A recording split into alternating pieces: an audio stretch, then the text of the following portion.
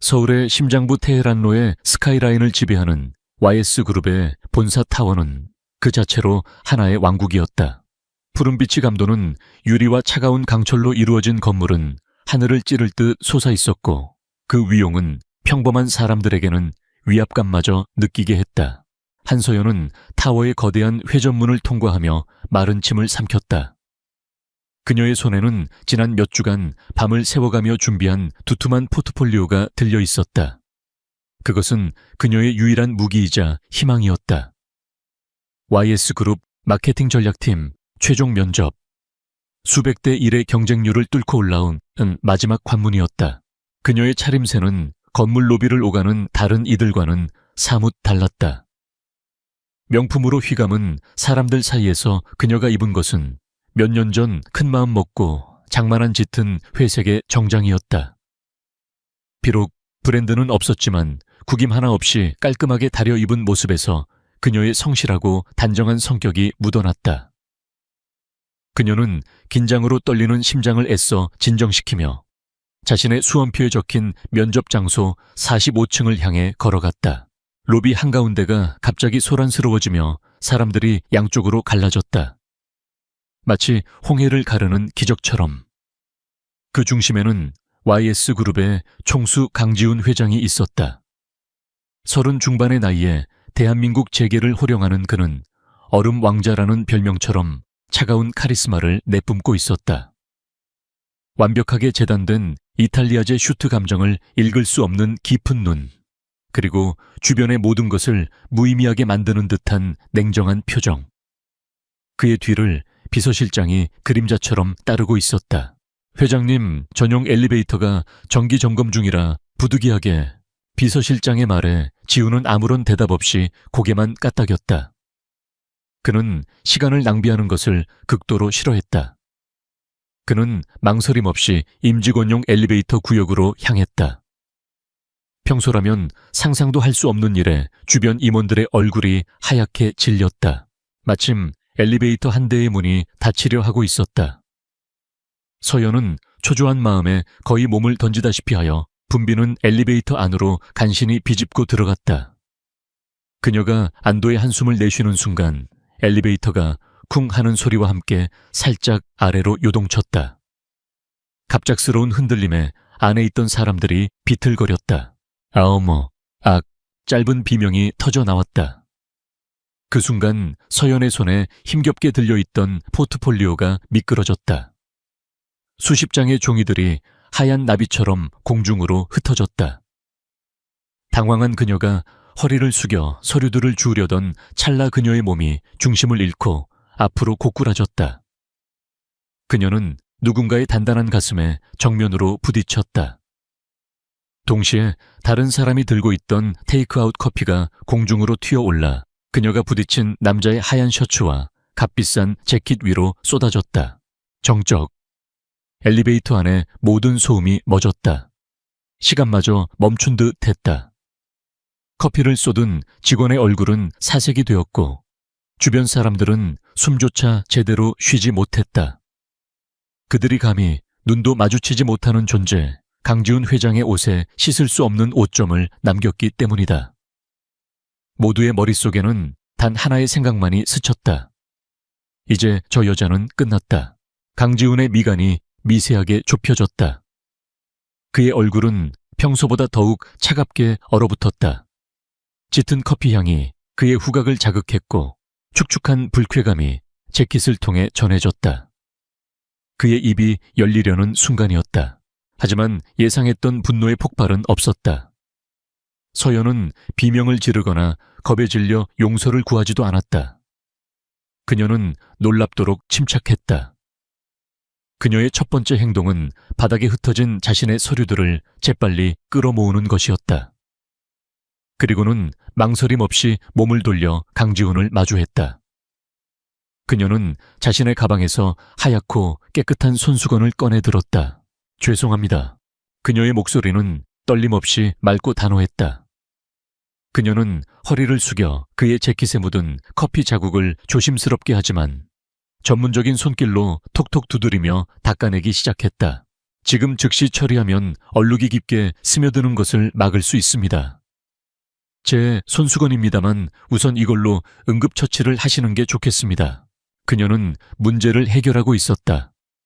변명이나 용서를 구하는 대신 강지훈은 말문이 막혔다. 그는 자신의 인생에서 두 종류의 반응에만 익숙했다. 아첨과 복종 혹은 두려움과 회피.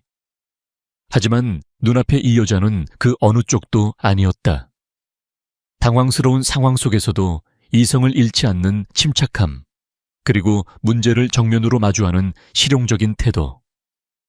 그것은 그에게 완전히 새로운 종류의 경험이었다. 그는 처음으로 그녀를 제대로 쳐다보았다. 화장기 없는 수수한 얼굴이었지만 그 아래에는 총명하고 맑은 눈빛이 있었다. 흐트러진 머리카락 사이로 보이는 단단한 의지와 그의 재킷을 닦아내는 망설임 없는 손길. 비록 차림새는 평범했지만 그녀에게서는 쉽게 꺾이지 않을 듯한 굳은 심지와 존엄성이 느껴졌다. 에이띵 엘리베이터가 40층에 도착했다. 회장 전용 비서실이 있는 층이었다. 지훈의 비서실장이 당장이라도 서연을 향해 호통을 칠 기세로 나섰지만 지훈은 미묘한 손짓으로 그를 제지했다. 그는 서연의 손에 들린 손수건을 말없이 가져갔다. 그의 손가락이 그녀의 손끝에 스치는 순간 알 수 없는 미세한 전류가 흐르는 듯했다.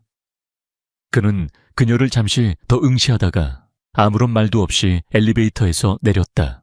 그가 사라지고 나서야 엘리베이터 안에 얼어붙었던 공기가 풀리기 시작했다. 사람들은 경악과 안도 그리고 호기심이 뒤섞인 눈으로 서연을 쳐다보았다. 그녀는 그제야 긴장이 풀리는지 심장이 미친 듯이 뛰기 시작하는 것을 느꼈다.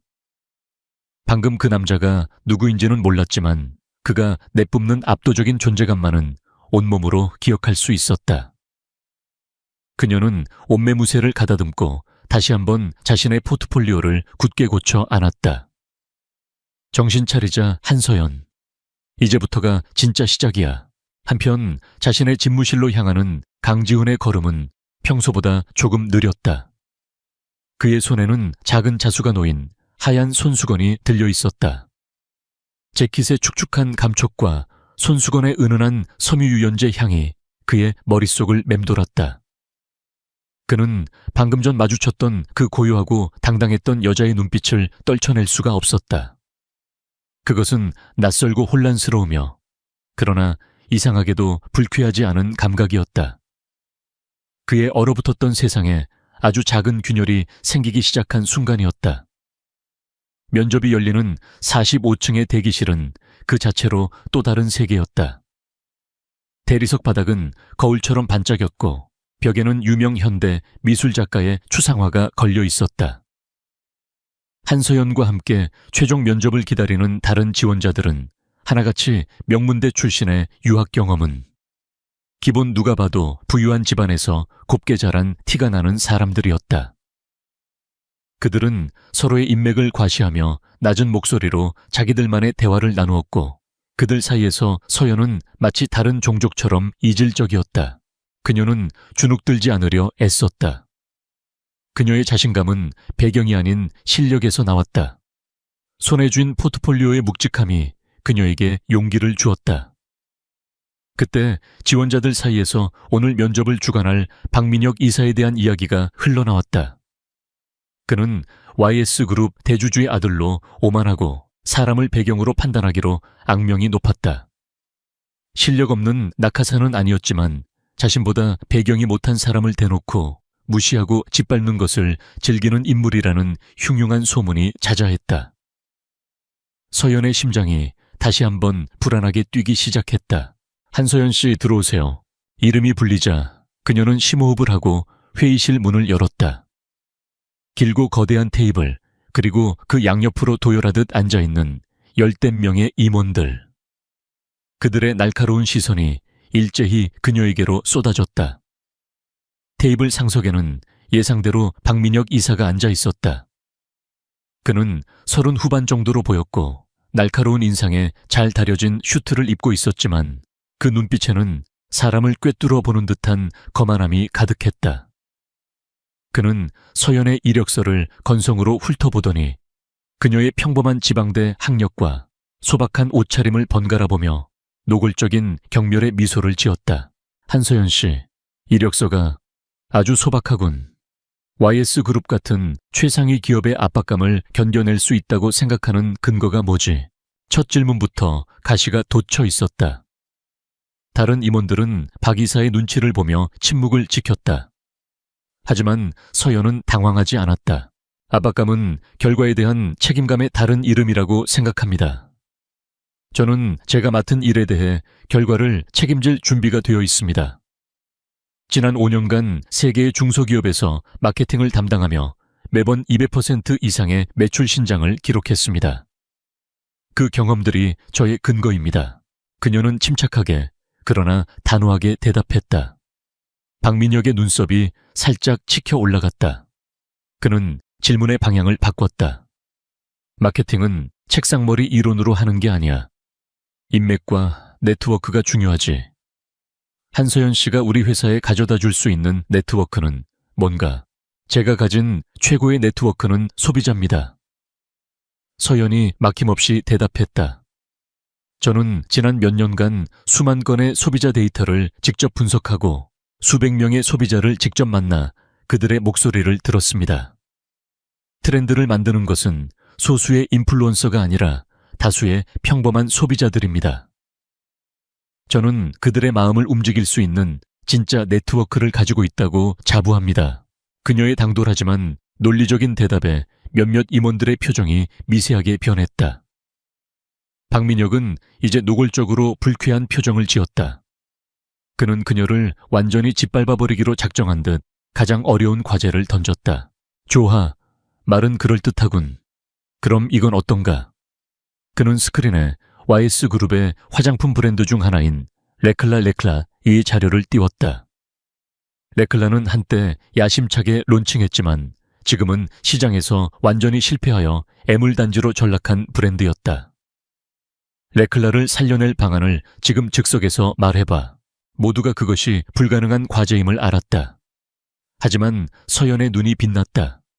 이것은 위기이자 기회였다. 그녀는 자신의 포트폴리오를 펼쳐들었다. 사실 저는 레클라 브랜드에 대해 이미 깊이 분석해 보았습니다. 그녀의 말에 회의실이 술렁였다. 그녀는 스크린 앞으로 나아가 자신이 분석한 자료들을 제시하기 시작했다. 레클라의 실패 원인은 제품이 아니라 전략에 있습니다. 우리는 프랑스 명품 브랜드를 어설프게 모방하려다 우리 고유의 정체성을 잃어버렸습니다. 타겟 고객은 불분명했고 마케팅은 허황된 이미지만을 좇았습니다. 그녀는 레클라를 완전히 새롭게 리론칭하는 파격적인 전략을 제안했다. 컨셉은 조선 왕실의 비방을 담은 현대적 재해석. 값비싼 해외 원료 대신 한국의 전통적인 자연 원료를 사용하고 화려한 모델 대신 진정성 있는 스토리텔링으로 승부하는 것이었다. 그녀의 발표는 열정적이었고 분석은 날카로웠으며 비전은 명확했다. 처음 그녀를 무시하던 임원들조차 이제는 몸을 앞으로 기울여 그녀의 말에 빠져들고 있었다. 박민혁은 자신의 의도대로 그녀가 무너지지 않자 분노로 얼굴이 굳어갔다. 그가 궤변이군, 현실성 없는 이라며 그녀의 말을 자르려던 순간이었다. 회의실의 육중한 문이 소리 없이 열렸다. 강지훈 회장이었다. 방 안의 모든 공기가 얼어붙었다. 모든 임원들이 기계적으로 자리에서 일어났다. 지훈은 그들에게는 눈길도 주지 않은 채 오직 한 사람 한서연에게 시선을 고정했다. 엘리베이터에서의 그 여자. 그는 그녀를 즉시 알아봤다. 그의 눈에 누구도 읽을 수 없는 미묘한 빛이 스쳐 지나갔다. 사실 그는 엘리베이터 사건 이후 흥미가 생겨 자신의 집무실에서 실시간으로 면접 상황을 지켜보고 있었다. 그리고 그녀의 발표는 그의 기대를 훨씬 뛰어넘는 것이었다. 그는 테이블 상석으로 걸어가 앉았다. 그리고는 나지막하지만 권위 있는 목소리로 말했다. 계속하게. 박민혁은 통제권을 되찾으려는 듯 다급하게 말했다. 회장님 면접은 거의 끝났습니다. 열정은 가상하나 배경이 워낙 배경은 중요하지 않아. 강지훈이 그의 말을 잘랐다. 중요한 건 전략이지. 그는 서연을 향해 몸을 돌렸다. 그리고는 그녀의 전략의 핵심을 꿰뚫는 날카로운 질문을 단 하나 던졌다. 그 전략에 필요한 예상 비용과 목표로 하는 투자자 본수익률은 구체적으로 얼마인가?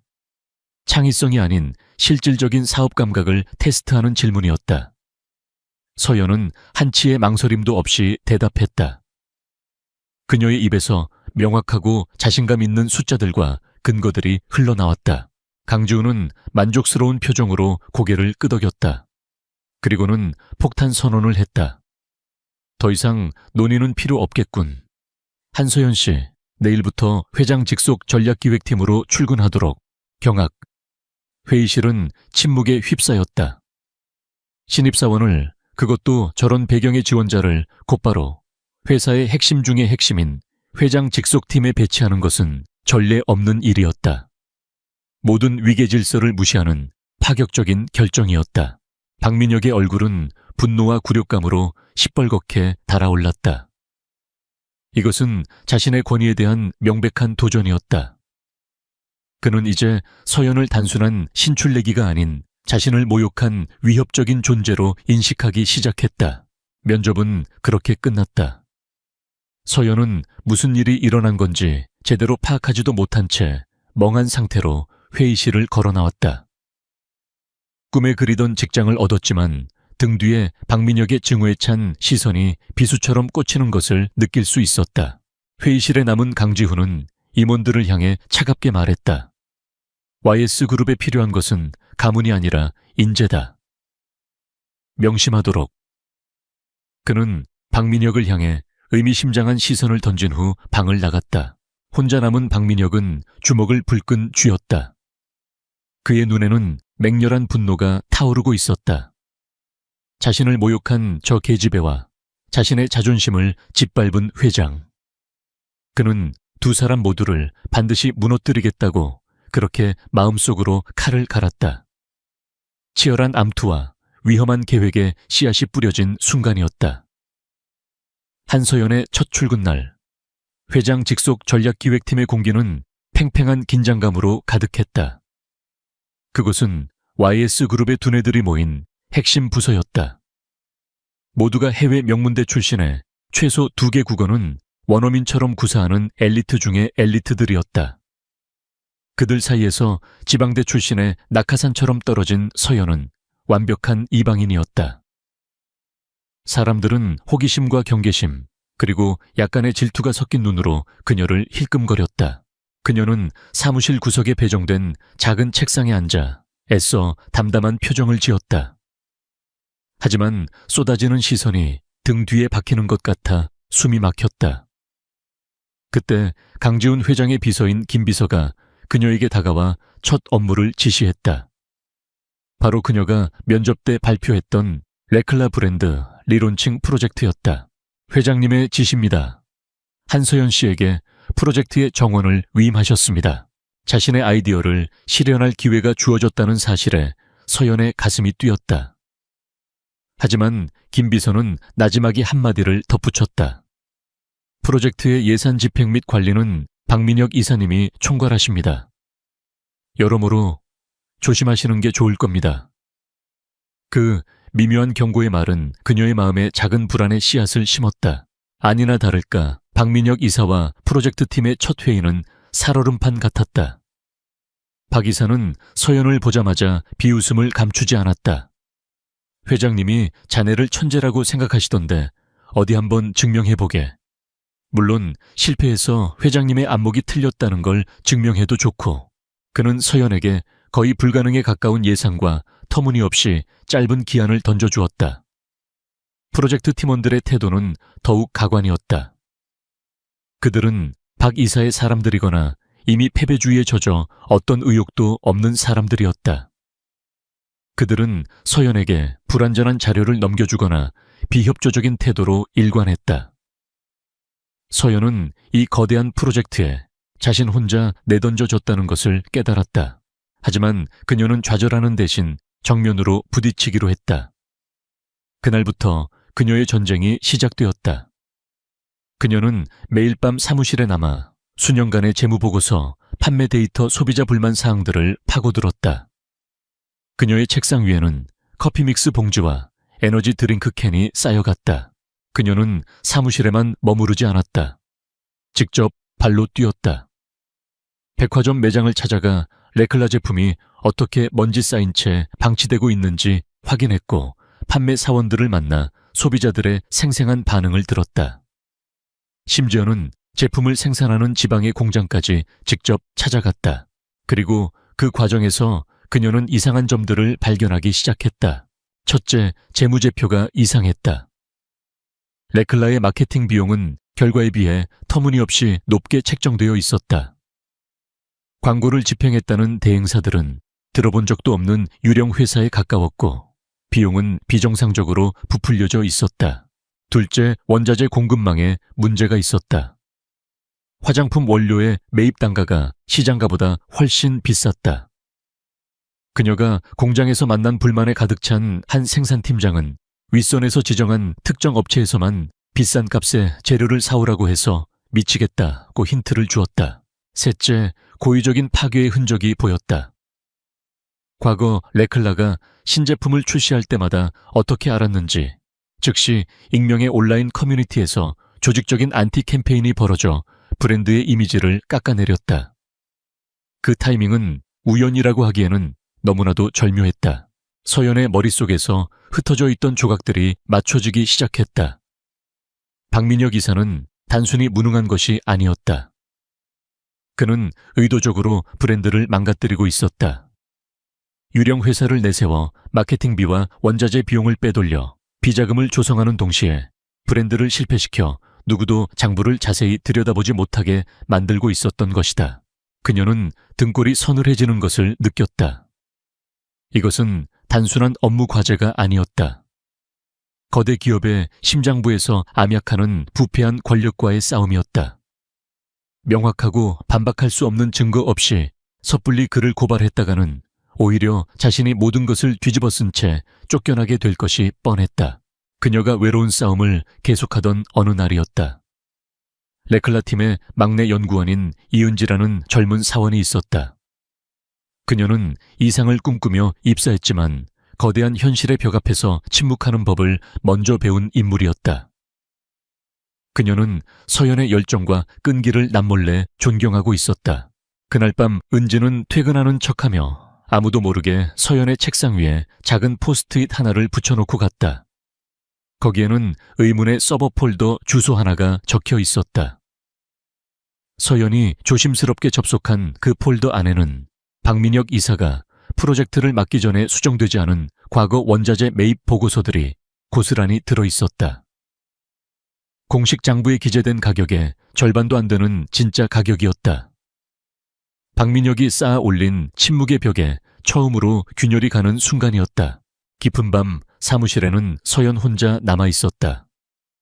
그녀는 컴퓨터 모니터 앞에 앉아 박민혁이 제출한 부풀려진 공식 청구서와 숨겨진 폴더에서 찾아낸 과거의 보고서를 나란히 띄워놓고 비교하고 있었다. 증거는 명백했다. 그녀의 눈빛이 결심으로 단단하게 굳어졌다. 그 시각 YS 타워의 최상층. 강지훈은 자신의 집무실에서 보안 카메라 영상을 보고 있었다. 텅 빈 사무실의 한쪽 구석 홀로 불이 켜진 책상. 모니터 불빛에 비친 서연의 집중하는 얼굴. 그는 그녀가 무언가 거대한 것을 발견했음을 직감했다. 그리고 그것이 그녀를 위험에 빠뜨릴 것이라는 것도. 그녀의 끈기와 집요함에 감탄하면서도 동시에 그녀를 보호해야 한다는 강한 충동을 느꼈다. 그는 김 비서에게 전화를 걸었다. 박민혁 이사의 최근 자금 흐름을 주시하게, 그리고 한서연 씨의 안전을 확보해. 아무도 모르게. 서연은 아직 모르고 있었다. 자신이 파헤치고 있는 거대한 부패의 배후에 자신을 지켜보는 또 다른 눈이 있다는 것을. 그리고 보이지 않는 곳에서 그녀와 그 두 사람의 공동전선이 막 형성되기 시작했다는 사실을. 거대한 전쟁의 서막이 오르고 있었다. 한서연은 거대한 벽에 부딪혔다. 박민혁 이사가 빼돌린 자금의 흐름을 증명할 회계 자료와 원자재 매입가의 차이를 보여주는 과거 보고서는 확보했지만 그것만으로는 부족했다. 그의 범죄를 완벽하게 입증하기 위해서는 그가 의도적으로 브랜드를 망가뜨렸다는 것을 증명할 결정적인 증거가 필요했다. 과거의 마케팅 전략 회의록이나 내부 감사 자료 같은 것들. 하지만 그 모든 자료들은 철저히 기밀로 분류되어 있었고 그녀의 접근 권한으로는 열람이 불가능했다. 그녀는 공식적인 경로를 통해 자료를 요청했지만 박민혁이 만들어 놓은 관료주의의 벽에 막혀 번번이 거절당했다. 그는 프로젝트와 무관한 자료에 대한 열람은 불허한다는 말만 앵무새처럼 반복했다. 그녀는 며칠 밤낮으로 다른 방법을 찾아 헤맸지만 소용없었다. 거대한 조직 안에서 권한 없는 평사원의 한계는 명백했다. 강지우는 그 모든 상황을 자신의 집무실에서 보고받고 있었다. 김 비서를 통해 그녀가 기밀자료 보관소에 접근하려다 계속 실패하고 있다는 사실을 알게 되었다. 그는 그녀가 박민혁의 부패를 깊숙이 파고들고 있다는 것을, 그리고 그 때문에 위험한 상황에 처해 있다는 것을 직감했다. 그가 직접 파일을 건네줄 수도 있었다. 하지만 그것은 자신의 개입을 드러내는 짓이며 오히려 그녀를 더욱 위험한 위치로 몰아넣을 수 있었다. 그는 더 교묘하고 더 은밀한 방법을 사용해야 했다. 다음 날 아침 서연은 자신의 이메일함에서 무심코 지나칠 법한 전체 메일 한 통을 발견했다. 구형 아카이브 데이터베이스 이전 작업을 위한 서버 점검 및 전 팀장급 임시 접근 권한 부여 안내. 그녀가 레클라 프로젝트를 맡으며 임시로 부여받았던 팀장 직책. 이것은 그녀에게만 주어진 아주 짧고 은밀한 기회의 창이었다. 서연은 심장이 뛰는 것을 느꼈다. 우연이라고 하기엔 너무나도 절묘한 타이밍. 그녀는 이것이 자신에게 주어진 유일한 기회임을 직감했다. 그녀는 그날 하루 종일 그리고 밤늦게까지 컴퓨터 앞에 앉아 임시로 열린 기밀 자료들을 미친 듯이 다운로드하고 분석했다. 그리고 마침내 찾아냈다. 박민혁이 고의적으로 잘못된 전략을 밀어붙였던 회의록, 그리고 그로 인한 손실을 교묘하게 덮어버린 내부 감사 보고서의 원본. 스모킹건이었다. 더 많은 데이터를 확보하자 서연의 리론칭 계획은 더욱 구체적이고 대담해졌다. 강지우는 그것을 핑계로 그녀를 자신의 집무실로 호출하는 횟수를 늘렸다. 보고라는 공식적인 명분 아래 그는 그녀를 더 보고 싶었고 그녀와 더 대화하고 싶었다. 그들의 회의는 결코 낭만적이지 않았다. 그것은 불꽃 튀는 지적인 스파링에 가까웠다. 그는 그녀의 아이디어를 날카롭게 공격했고 논리의 허점을 파고들었으며 그녀의 의지를 시험했다. 하지만 그녀는 물러서지 않았다. 데이터를 근거로 조목조목 반박했고 때로는 그의 가정 자체에 대담하게 이의를 제기했다. 이런 지적인 대립은 두 사람 사이에 기묘한 종류의 유대감을 만들어냈다. 그는 자신에게 두려움 없이 맞서는 부하 직원을, 아니 그 어떤 사람도 만나본 적이 없었다. 그는 그녀의 명석한 두뇌를 깊이 존중하게 되었다. 그녀 역시 얼음 왕자라는 가면 뒤에 숨겨진 날카롭고 외롭지만 누구보다 뛰어난 한 남자의 진짜 모습을 보기 시작했다. 말없는 관심의 신호들이 오갔다. 그는 그녀가 끼니를 걸으며 일하는 것을 보고는 말없이 그녀의 책상으로 최고급 샌드위치와 커피를 배달시켰다. 그녀는 그가 깊은 생각에 잠길 때면 만년필을 손가락으로 톡톡 두드리는 버릇이 있다는 것을 발견했다. 서로가 서로를 의식하고 있다는 무언의 증거들이었다. 어느 늦은 밤 강지우는 자신의 집무실에서 보안 카메라를 통해 아직도 꺼지지 않은 서연의 자리 불빛을 보았다. 그는 자신도 모르게 자리에서 일어나 그녀의 사무실로 향했다. 그녀는 책상에 엎드려 잠들어 있었다. 서류 더미에 파묻힌 채 고단한 잠에 빠져 있었다. 그는 그녀를 깨우려다 순간 망설였다. 차가운 사무실 조명이 그녀의 얼굴 위로 부드럽게 쏟아져 내리고 있었다. 그 순간 그는 그녀를 보호하고 싶다는 강렬한 충동에 휩싸였다. 그는 자신의 슈트 재킷을 벗어 조심스럽게 그녀의 어깨 위에 덮어주었다. 그것은 엘리베이터에서의 사건을 떠올리게 했지만 이번에는 커피 얼룩 때문이 아니었다. 순수하고 부드러운 배려의 행동이었다. 그의 재킷이 주는 무게감과 온기에 서연이 잠에서 깨어났다. 그녀는 자신의 어깨에 걸쳐진 남자의 재킷을 보고 놀랐다. 고개를 들자 그곳에는 평소와는 다른 어딘지 모르게 부드러운 표정의 강지훈이 서 있었다. 두 사람 사이에 어색하지만 강렬한 침묵이 흘렀다. 집에 가서 쉬도록 해. 그의 목소리는 평소보다 한 톤 낮고 부드러웠다. 하지만 프로젝트가 그녀가 반사적으로 항의하려 했다. 훌륭한 전략가도 쓰러지면 아무 소용없어. 그가 그녀의 말을 막았다. 그는 상사로서 직원의 복지를 걱정하는 것뿐이라며 그녀에게 집까지 태워주겠다고 제안했다. 차 안은 대부분 침묵이 흘렀지만 그것은 불편하지 않았다. 오히려 말하지 않아도 서로의 마음을 느끼는 듯한 편안한 침묵이었다. 두 사람 모두 이 관계의 변화를 예리하게 감지하고 있었다. 그것은 설레면서도 두려운 감정이었다. 집에 도착한 서연은 그의 재킷을 손에 든 채 한참을 서 있었다. 재킷에서는 그의 거심이 분명한 희미하고 고급스러운 향수 냄새가 났다. 그녀는 혼란스러웠다. 이 회사에 자신의 능력을 증명하고 경력을 위해 싸우러 왔다. 이렇게 무섭고 어려운 상사에게 마음이 흔들릴 것이라고는 상상도 하지 못했다. 그녀의 직업적인 싸움은 이제 개인적이고 감정적인 싸움과 뒤얽혀 버렸다. 차 안에 남은 강지훈 역시 자신의 감정과 씨름하고 있었다. 저 여자는 그의 모든 방어벽을 허물어 버렸다. 처음에는 그녀의 능력에 끌렸지만 이제는 그녀의 안위를 걱정하고 그녀의 정신력에 감탄하며 오래전에 죽어버렸다고 생각했던 온기를 느끼고 있었다. 얼음 왕자가 녹아내리고 있었다.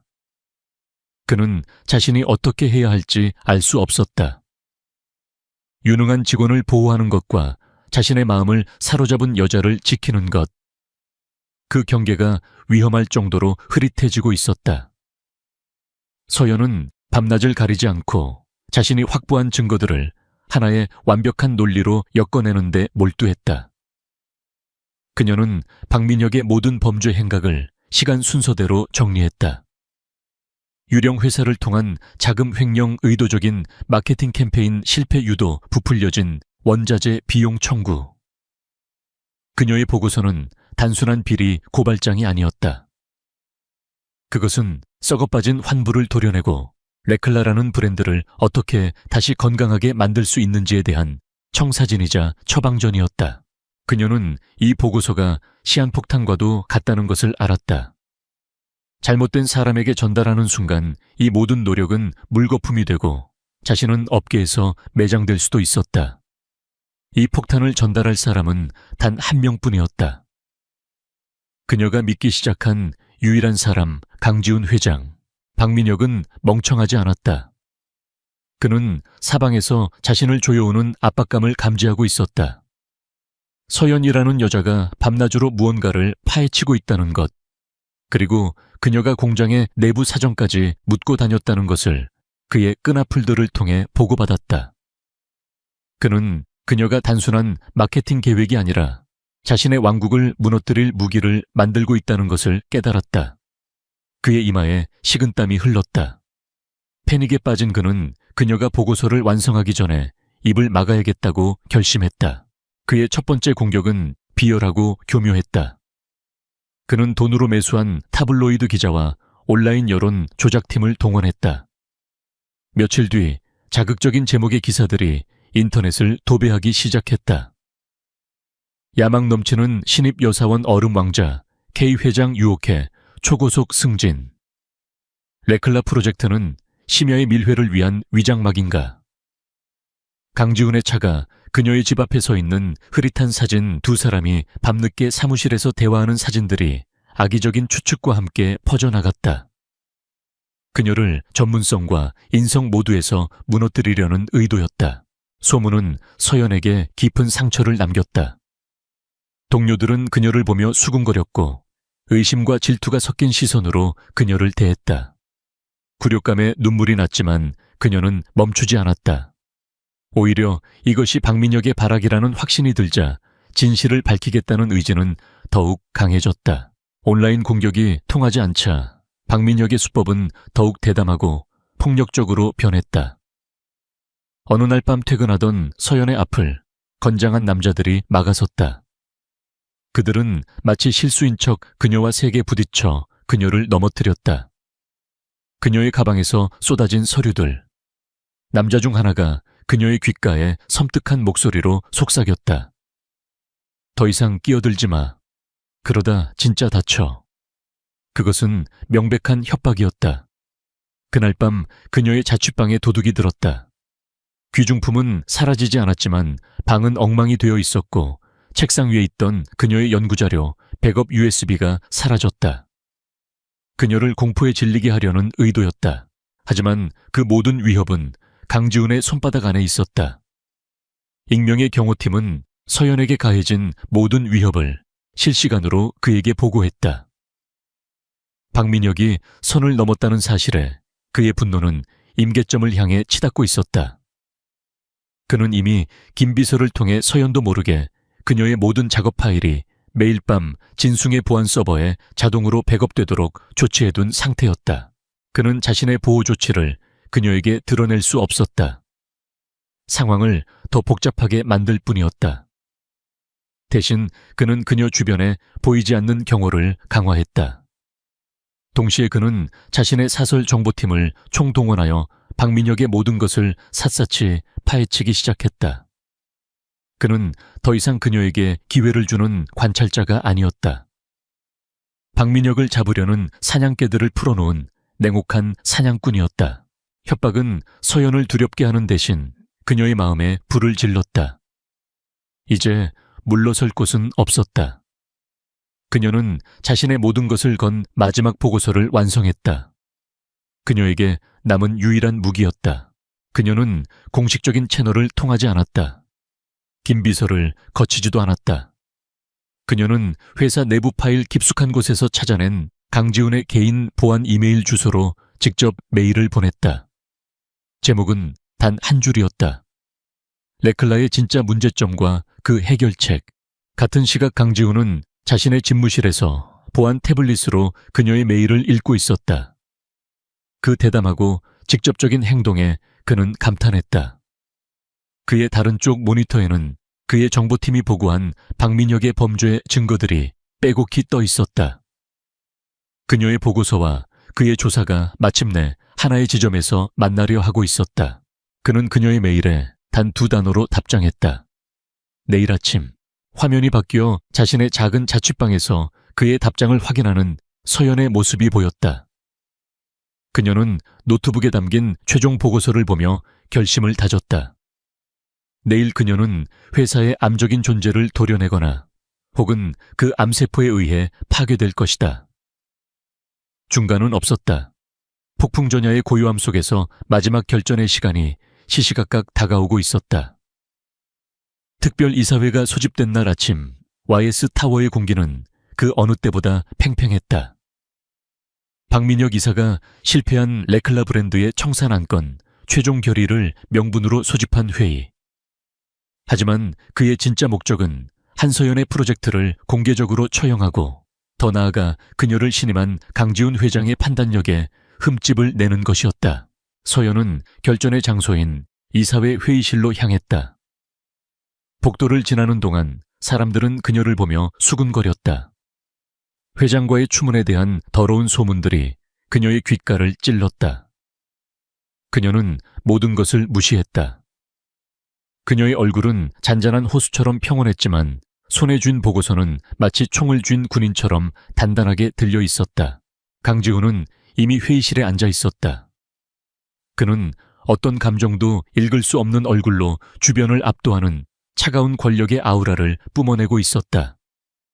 회의실을 사이에 두고 두 사람의 시선이 허공에서 짧게 마주쳤다. 그것은 곧 시작될 전투를 앞둔 무언의 신호와도 같았다. 회의가 시작되고 박민혁이 먼저 단상에 올랐다. 그는 현란한 데이터로 가득 찬 프레젠테이션을 통해 레클라의 지속적인 손실을 부각시켰다. 그는 이 모든 실패가 마치 서연의 비현실적이고 아마추어 같은 프로젝트 때문인 것처럼 교묘하게 몰아갔다. 그는 서연을 무능한 이상주의자로 매도했고 회장과의 추문을 은근히 암시하며 그녀가 어떤 방법으로 회장의 주목을 끌었는지에 대해 의문을 제기했다. 그는 브랜드의 즉각적인 청산과 프로젝트 책임자인 서연을 무능을 이유로 해고해야 한다는 건의로 발표를 마쳤다. 그의 얼굴에는 승리를 확신하는 오만한 미소가 걸려 있었다. 그의 가문과 동맹을 맺은 이사들은 고개를 끄덕이며 동조했다. 마침내 서연의 차례가 되었다. 그녀는 떨지 않고 연단으로 걸어 나갔다. 박 이사님의 분석은 한 가지 측면에서는 정확합니다. 레클라는 엄청난 출혈을 겪고 있습니다. 그녀의 침착한 목소리가 회의실의 주목을 단숨에 사로잡았다. 하지만 이사님께서는 증상을 질병의 원인으로 착각하셨습니다. 브랜드가 실패하고 있는 것이 아닙니다. 살해당하고 있는 것입니다. 그녀의 극적인 서두에 회의실이 술렁였다. 그녀는 자신의 발표를 시작했다. 그것은 단순한 마케팅 아이디어가 아니었다. 반박할 수 없는 증거들의 향연이었다. 그녀는 부풀려진 청구서와 원본 원가 보고서를 나란히 스크린에 띄웠다. 자금이 유령 광고 대행사로 흘러들어간 흐름을 도표로 보여주었다. 비싼 값의 원자재를 사도록 강요받았다는 공장 팀장의 음성 녹취를 재생했다. 심지어 조직적인 온라인 안티 캠페인을 벌였던 IP 주소들이 박 이사의 사촌이 운영하는 마케팅 회사와 연결되어 있다는 네트워크 분석 자료까지 제시했다. 증거들은 압도적이었다. 회의실의 분위기는 의심에서 충격으로 그리고 경악으로 빠르게 변해갔다. 박민혁은 분노와 공포로 얼굴이 하얗게 질렸다. 그는 발악하듯 소리쳤다. 이건 중상모략이야. 자신의 자리를 지키려는 필사적인 여자의 날조된 거짓말이라고. 여러분, 저런 계집애의 말을 저보다 더 믿으시겠습니까? 몇몇 이사들은 증거와 박민혁 가문의 힘 사이에서 흔들렸다. 박민혁이 이 폭풍을 겨우 막아낼 수 있을지도 모른다고 생각한 바로 그 순간이었다. 지금까지 침묵을 지키던 강지훈이 입을 열었다. 그의 목소리는 나지막했지만 회의실 전체를 울리는 무게를 담고 있었다. 날조라고 했나, 박 이사. 그가 김 비서에게 신호를 보냈다. 서연의 발표 자료가 떠있던 중앙 스크린이 새로운 화면으로 전환되었다. 그곳에는 박민혁의 해외 계좌 내역이 떠있었다. 그가 유령 회사 대표들과 횡령 계획을 명백하게 논의하는 도청된 통화 내용이 흘러나왔다. 심지어 그가 서연을 위협하기 위해 고용했던 불량배들을 만나는 감시 카메라 영상까지 재생되었다. 이것은 강지훈의 오메가 프로토콜이 찾아낸 증거들이었다. 서연이 결코 손에 넣을 수 없는 수준의 마지막 결정타. 이 증거들은 강지훈이 얼음처럼 차가운 목소리로 말했다. 이미 검찰청에 제출되었네. 그리고 그들이 지금 박 이사를 아래층에서 기다리고 있지. 체크메이트. 회의실은 아수라장이 되었다. 박민혁의 얼굴에서 모든 오만함이 무너져 내리고 완전한 패배감과 공포만이 남았다. 그는 비명을 지르며 무언가 말하려 했지만 아무런 의미도 없었다. 그를 지지했던 이사들은 이제 경멸과 공포의 눈으로 그를 바라보며 거리를 두기 시작했다. 회의실 문이 열리고 검사와 수사관들이 들이닥쳐 넋이 나간 박민혁에게 체포영장을 제시했다. YS그룹의 막강한 권력자였던 그는 초라하고 비참한 범죄자가 되어 질질 끌려나갔다. 그 모든 혼란의 한가운데 서연은 연단에 서서 모든 광경을 지켜보고 있었다. 그녀의 얼굴에는 충격과 안도 그리고 극심한 피로감이 뒤섞여 있었다. 강지훈은 아수라장을 가로질러 망설임 없이 그녀에게로 걸어갔다. 그는 그녀의 앞에 서서 다른 사람들의 호기심 어린 시선으로부터 그녀를 가려주는 방패가 되어주었다. 그는 아무 말도 하지 않았지만 그의 눈빛이 모든 것을 말해주고 있었다. 자부심 감탄, 그리고 깊고 진한 안도감. 그는 거의 알아차릴 수 없을 정도로 작게 고개를 끄덕였다. 그것은 승리와 파트너십을 의미하는 강력하고 조용한 신호였다. 지독했던 폭풍이 마침내 끝나는 순간이었다. 박민혁 이사가 구속되고 YS그룹의 부패한 뿌리가 대대적으로 잘려나간 후 며칠의 시간이 흘렀다. 회사는 한바탕 거대한 폭풍이 휩쓸고 지나간 듯 어수선했지만 그 혼란 속에서 새로운 질서가 잡혀가고 있었다. 한서연은 하루아침에 YS그룹의 영웅이 되어 있었다. 그녀의 이야기는 신화처럼 퍼져나갔다. 평범한 배경을 가진 한 여성이 자신의 실력과 용기만으로 거대한 권력의 비리를 파헤치고 몰락해가던 브랜드를 구원했다는 이야기. 그녀를 무시하고 경멸하던 동료들은 이제 그녀를 존경과 경외의 눈으로 바라보았다. 하지만 그녀는 그 모든 소란의 중심에서 조용히 물러나 있었다.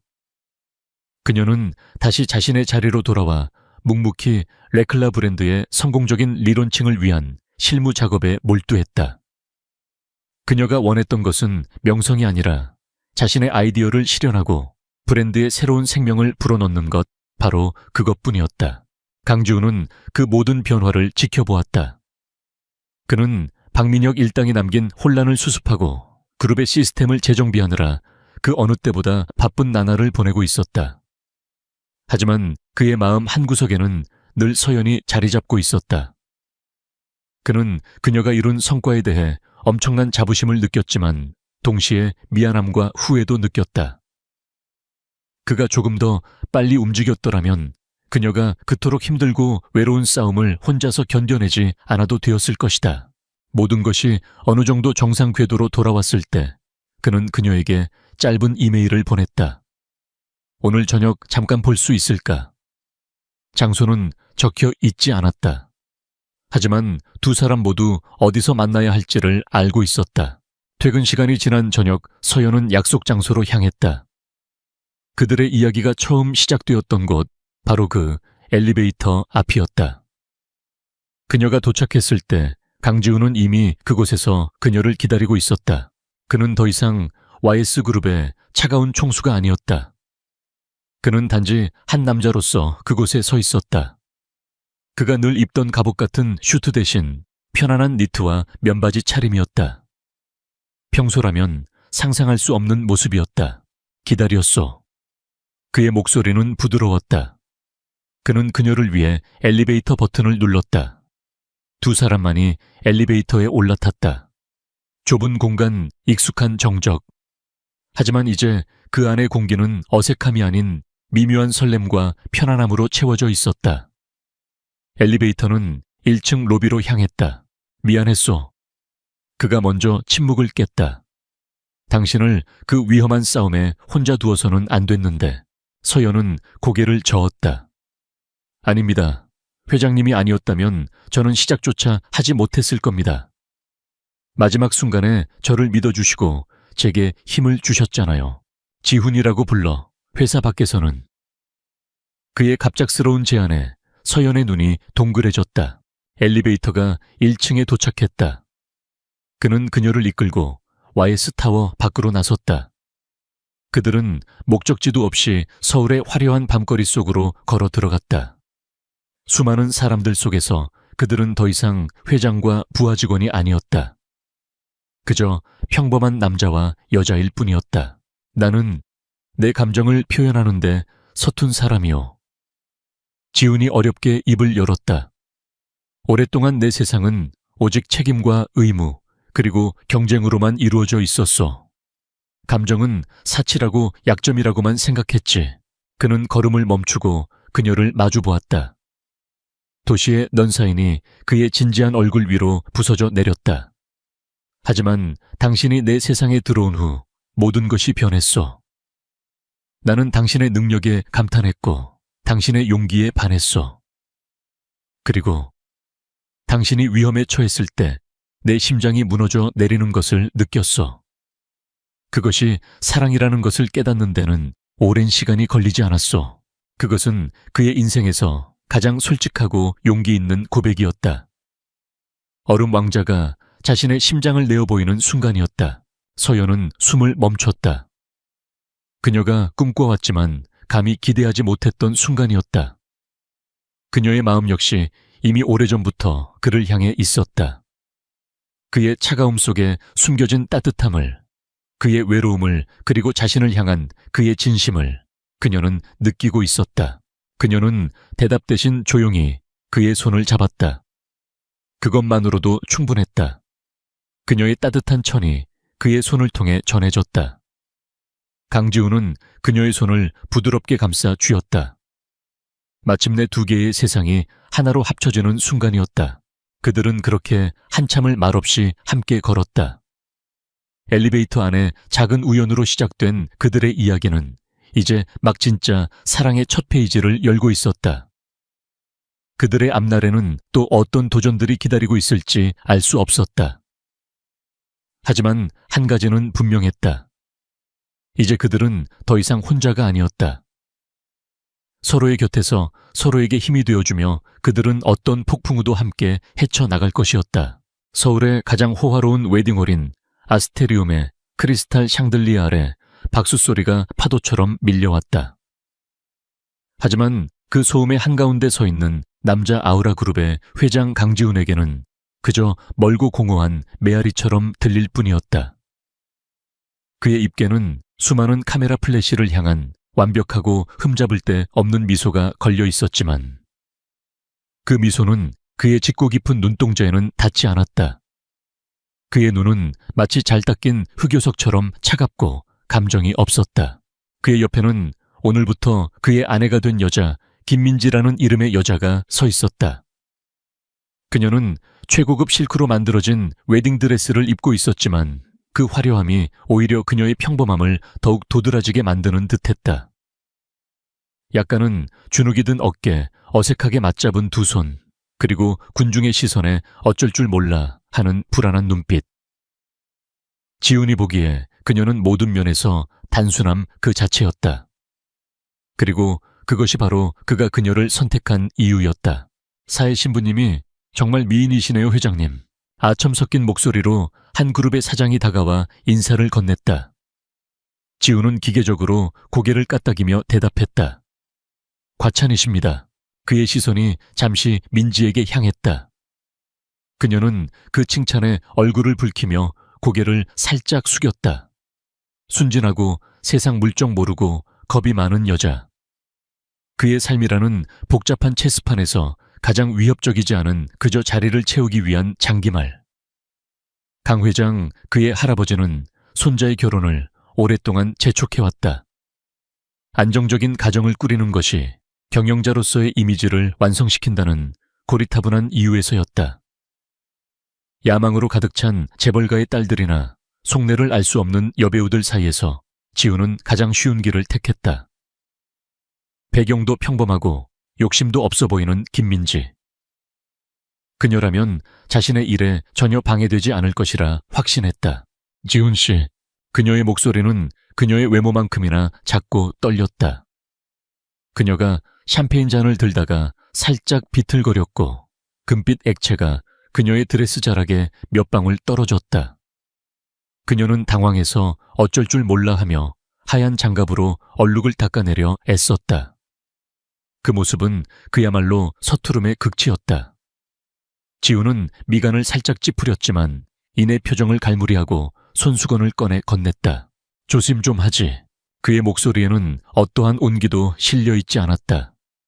그저 사실을 지적하는 듯한 무미건조한 톤이었다. 하지만 그 순간 김민지의 가면을 쓴 윤서연의 머릿속은 초고속 컴퓨터처럼 냉철하게 돌아가고 있었다. 그녀의 눈은 불안한 척 바닥을 향했지만 그 찰나의 순간에도 주변의 모든 것을 스캔하고 있었다. 방금 지훈에게 아첨하던 사장의 넥타이핀에 달린 작은 로고, 저 멀리서 자신들을 경멸의 눈빛으로 쳐다보고 있는 아우라 그룹의 부회장 최진석의 표정, 그리고 웨딩홀의 보안 카메라 위치와 사각지대까지. 그녀의 서투른 행동은 완벽하게 계산된 연기였다. 사람들은 연약하고 어리숙한 상대에게는 경계심을 풀기 마련이다. 그리고 윤서연은 그 점을 최대한 이용할 생각이었다. 한 달 전 그녀가 비밀리에 이끌고 있는 IT 기업 셀레스티얼 테크웨어의 핵심 자율주행 기술이 유출되는 사건이 발생했다. 유출된 데이터의 파편은 단 한 곳을 가리키고 있었다. 바로 대한민국 최고의 기술 기업 아우라 그룹이었다. 단순한 해킹이 아니었다. 내부의 조력 없이는 불가능한 매우 정교하고 계획적인 유출이었다. 셀레스티얼 테크의 회장 헬레나라는 이름 외에는 모든 것이 베일에 쌓인 그녀에게 이 사건은 단순한 사업적 손실을 넘어선 선전포고와도 같았다. 적의 심장부로 들어가는 가장 확실하고 빠른 방법, 그것은 바로 아우라 그룹의 회장 강지훈의 아내가 되는 것이었다. 마침 강 회장이 손자 며느리감을 수소문하고 있다는 정보를 입수했고, 그녀는 자신의 모든 이력과 배경을 평범한 고아 출신 김민지로 완벽하게 위조하여 접근했다. 죄송해요. 서연은 고개를 숙인 채 사과했다. 그녀의 머릿속에서는 방금 본 최진석 부회장의 데이터가 처리되고 있었다. 최진석 58세 아우라 그룹의 2인자. 강지훈의 아버지 시절부터 회사에 몸담아온 인물.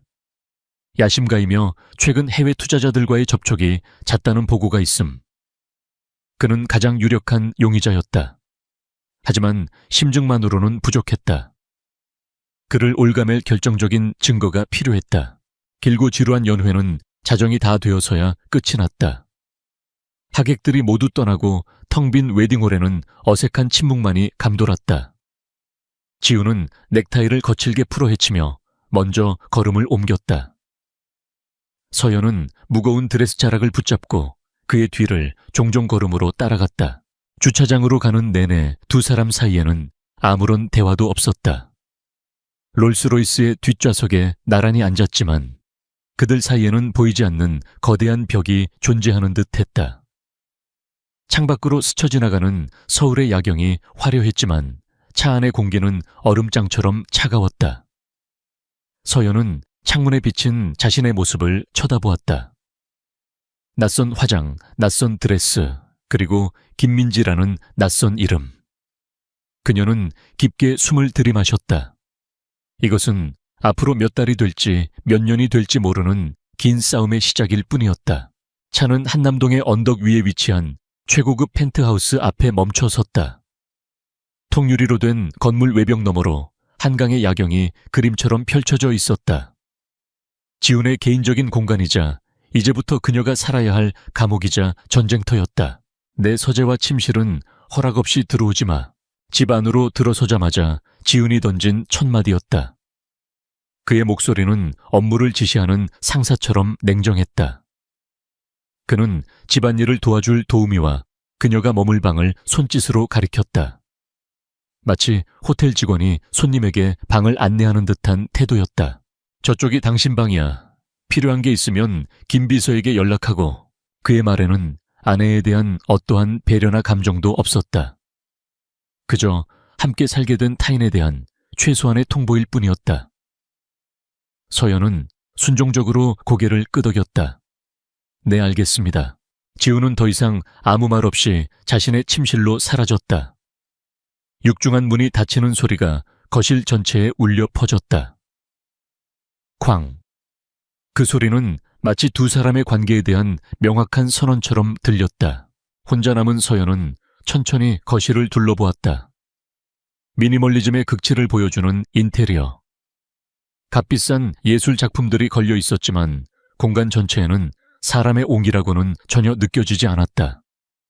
모든 것이 완벽하게 정돈되어 있고 차갑고 공허했다. 강지훈이라는 남자를 그대로 빼닮은 공간이었다. 그녀는 자신에게 배정된 방으로 들어갔다. 지훈의 침실만큼은 아니었지만 역시나 최고급 가구들로 채워져 있었다.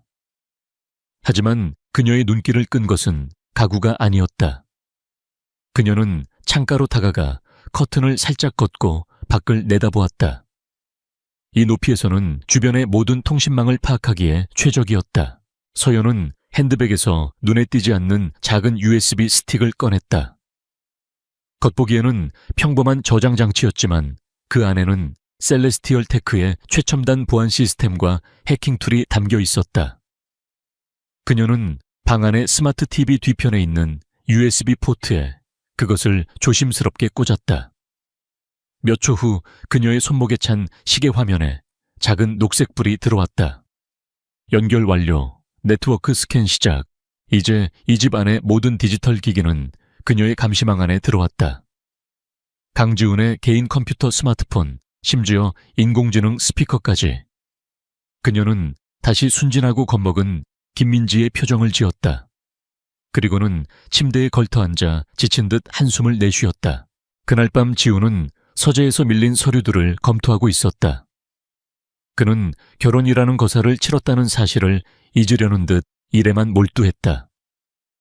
하지만 문득 오늘 낮에 있었던 김민지의 서투른 행동들이 머릿속을 스쳐 지나갔다. 샴페인을 쏟고 당황하던 모습, 사람들의 시선에 어쩔 줄 몰라 하던 모습. 그는 피식 웃음을 터뜨렸다. 정말이지 아무런 위협도 되지 않는 여자다. 그는 그녀가 자신의 삶에 어떤 파문도 일으키지 않을 것이라고, 그저 그림자처럼 조용히 존재할 것이라고 확신했다. 그것이 그가 원했던 바였다. 같은 시각 다른 방에서 서연은 눈을 감은 채 침대에 누워 있었다. 하지만 그녀는 자고 있지 않았다. 그녀의 머릿속에서는 방금 확보한 이 집의 네트워크 구조도가 3D 홀로그램처럼 펼쳐지고 있었다. 그녀는 1차 방화벽을 분석하고 2차 암호화 프로토콜을 확인하며 강지훈의 개인 서버로 접근할 가장 안전한 루트를 설계하고 있었다. 그녀의 입가에 희미한 미소가 떠올랐다. 강지훈 씨, 당신은 아주 위험한 여자를 집에 들인 거야. 당신이 상상조차 할 수 없는 그녀의 연극은 이제 막 시작되었다. 아우라 그룹의 회장 아내라는 세상에서 가장 완벽한 위장 신분 아래에서 그녀는 이 차가운 전쟁터에서 반드시 승리하여 자신의 기술과 회사를 지켜낼 것이라고 다짐했다. 그리고 어쩌면 이 모든 것을 조종하는 배후의 그림자를 세상에 드러낼 수도 있을 것이라고. 서울의 밤은 깊어지고 있었고 2명의 억만장자는 서로의 진짜 모습을 전혀 모른 채 거대한 저택의 다른 방에서 각자의 밤을 보내고 있었다. 다음 날 아침 펜트하우스의 통유리 창으로 눈부신 햇살이 쏟아져 들어왔다. 강지훈은 이미 완벽한 수트 차림으로 식탁에 앉아 태블릿으로 밤새 들어온 보고서를 확인하고 있었다. 그의 앞에는 전문 셰프가 준비한 건강식 아침 식사가 정갈하게 차려져 있었다. 그에게 어젯밤의 결혼식은 마치 까마득한 예실처럼 느껴졌다. 그때 주방 쪽에서 요란한 소리가 들려왔다. 쨍그랑 무언가 깨지는 소리와 함께 당황한 비명이 뒤따랐다. 지훈은 미간을 찌푸리며 소리가 난 쪽을 쳐다보았다. 잠시 후 김민지, 즉 윤서연이 엉망이 된 앞치마를 두른 채 나타났다. 그녀의 얼굴과 손에는 밀가루가 묻어 있었고 머리는 살짝 헝클어져 있었다. 제가 아침을 준비하려고 했는데 그게 접시를 깨뜨렸어요. 죄송합니다. 그녀는 금방이라도 울음을 터뜨릴 것 같은 얼굴로 고개를 숙였다. 주방 안을 힐끗 보니 가관이었다. 바닥에는 깨진 접시 조각이 흩어져 있었고 조리대 위는 마치 폭탄이라도 맞은 듯 밀가루와 계란 껍데기로 뒤덮여 있었다.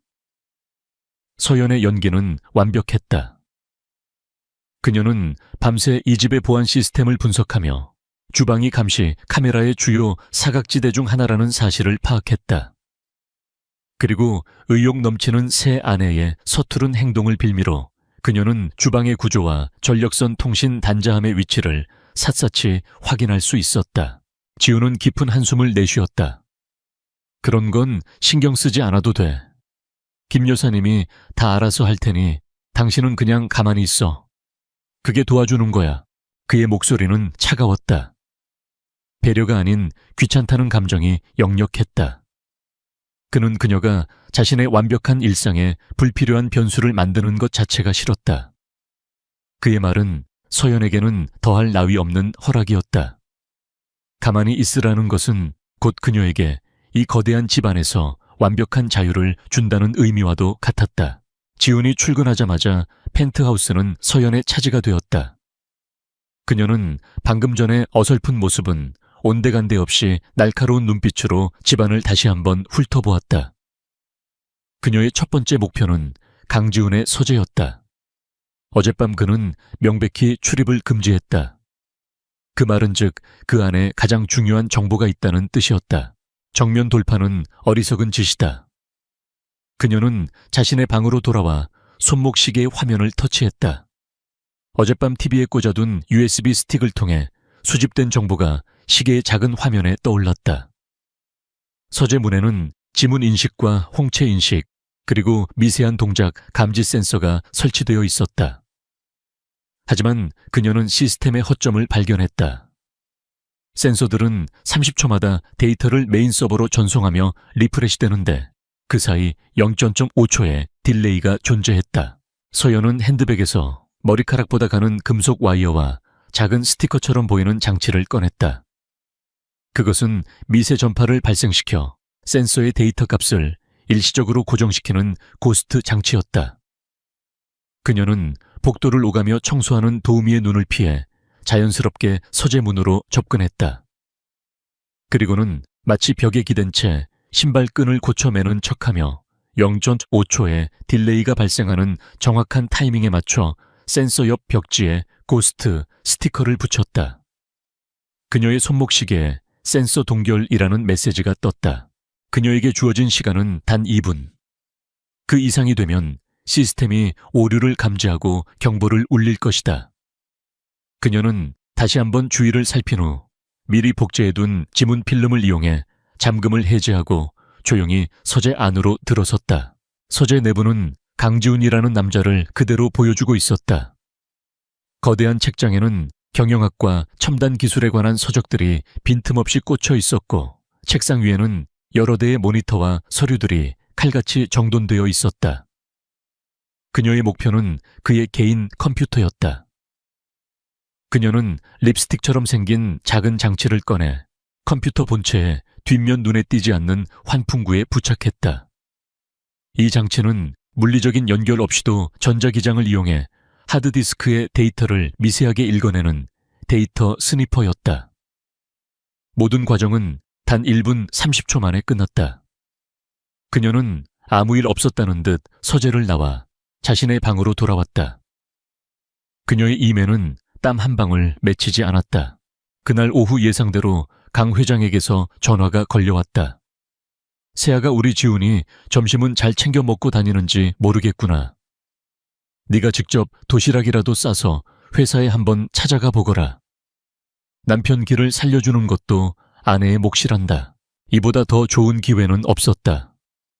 서연은 정성껏 하지만 일부러 모양은 삐뚤빼뚤하게 만든 도시락을 들고 아우라 그룹의 본사 아우라 타워로 향했다.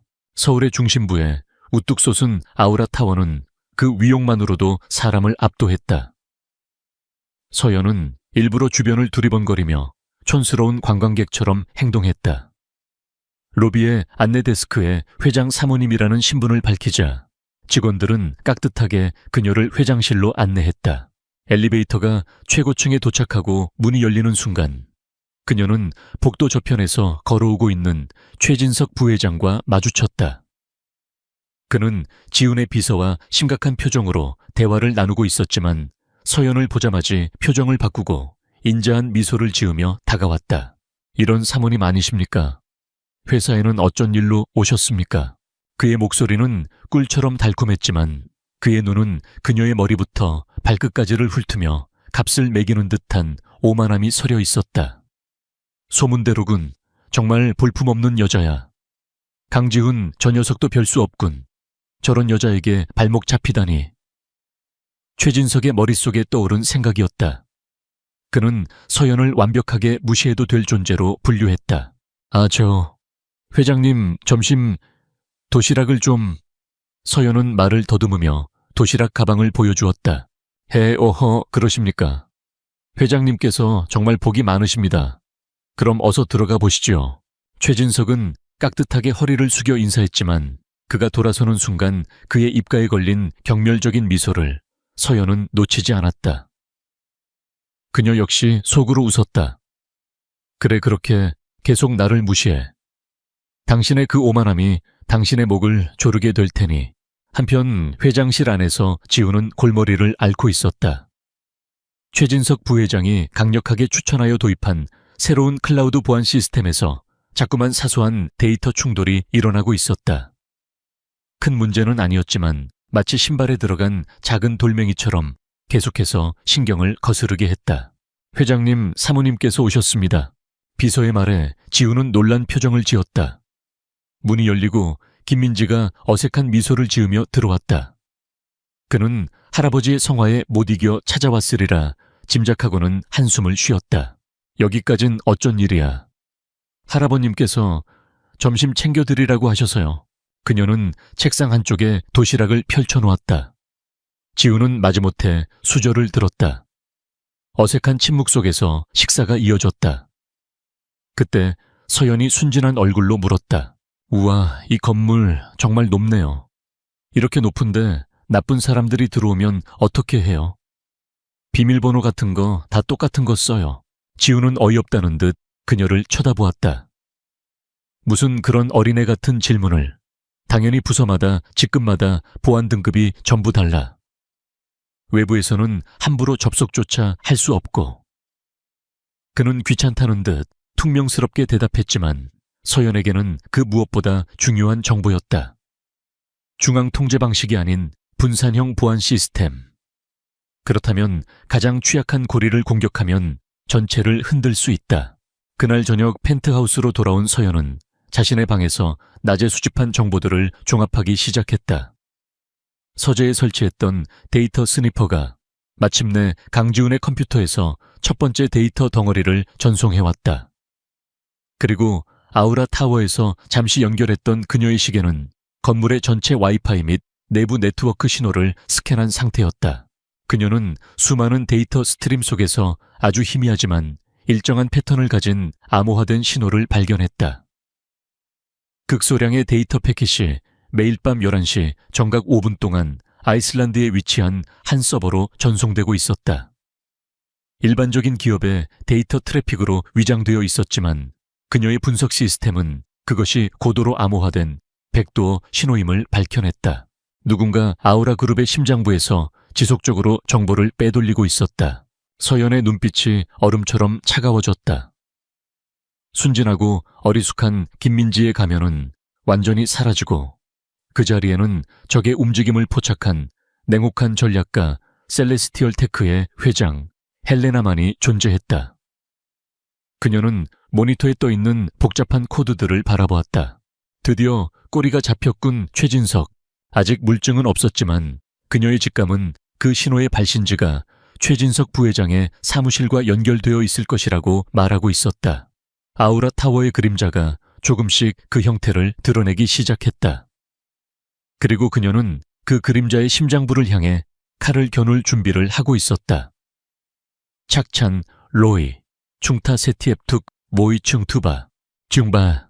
결혼 후 2주가 지난 화요일 오후 아우라 그룹의 미래를 책임질 야심찬 프로젝트 프로메테스 AI의 공식 시연회가 열렸다. 국내외 수많은 기자들과 투자자들이 지켜보는 가운데 강지훈은 자신감 넘치는 표정으로 무대에 섰다. 프로메테스는 단순한 인공지능이 아니었다. 도시 전체의 교통 물류 에너지 시스템을 실시간으로 최적화하는 아우라의 차세대 성장 동력이었다. 이제 프로메테스가 서울의 교통 시스템을 시뮬레이션하는 모습을 보여드리겠습니다. 지훈의 말이 끝나자 거대한 스크린의 복잡한 도시에 3D 지도가 나타났다. 수만 개의 빛점들이 자동차를 상징하며 움직이기 시작했다. 초기 시뮬레이션은 성공적이었다. 하지만 지훈이 핵심 기능인 위기 대응 시스템을 작동시키는 순간 끔찍한 일이 벌어졌다. 스크린의 빛점들이 미친 듯이 깜빡거리기 시작하더니 이내 서로 충돌하며 사라져버렸다. 녹색으로 표시되던 교통 흐름은 순식간에 붉은색으로 변했고 급기야 시스템 전체가 마비되며 화면이 검게 변해버렸다. 치명적 오류, 데이터베이스 인덱스 붕괴라는 하얀색 에러 메시지만이 차갑게 떠 있었다. 장내는 물을 끼얹은 듯 조용해졌다. 이내 사방에서 카메라 플래시가 미친 듯이 터져 나왔다. 강지훈의 얼굴은 굳어버렸다. 이것은 단순한 버그가 아니었다. 핵심 데이터베이스 자체가 파괴된 것이다. 공개적인 망신, 완벽한 실패였다. 다음 날 모든 신문과 방송의 헤드라인은 아우라의 추락, 강지훈의 야심재앙으로 끝나다와 같은 자극적인 제목으로 도배되었다. 아우라 그룹의 주가는 개장과 동시에 폭락하기 시작했다. 아우라 타워의 회장실은 얼음장처럼 차가웠다. 긴급 소집된 임원회의에서 지훈은 말없이 창밖을 보고 있었다. 그의 등 뒤로 임원들의 불안한 목소리들이 오갔다. 이건 명백한 인재입니다.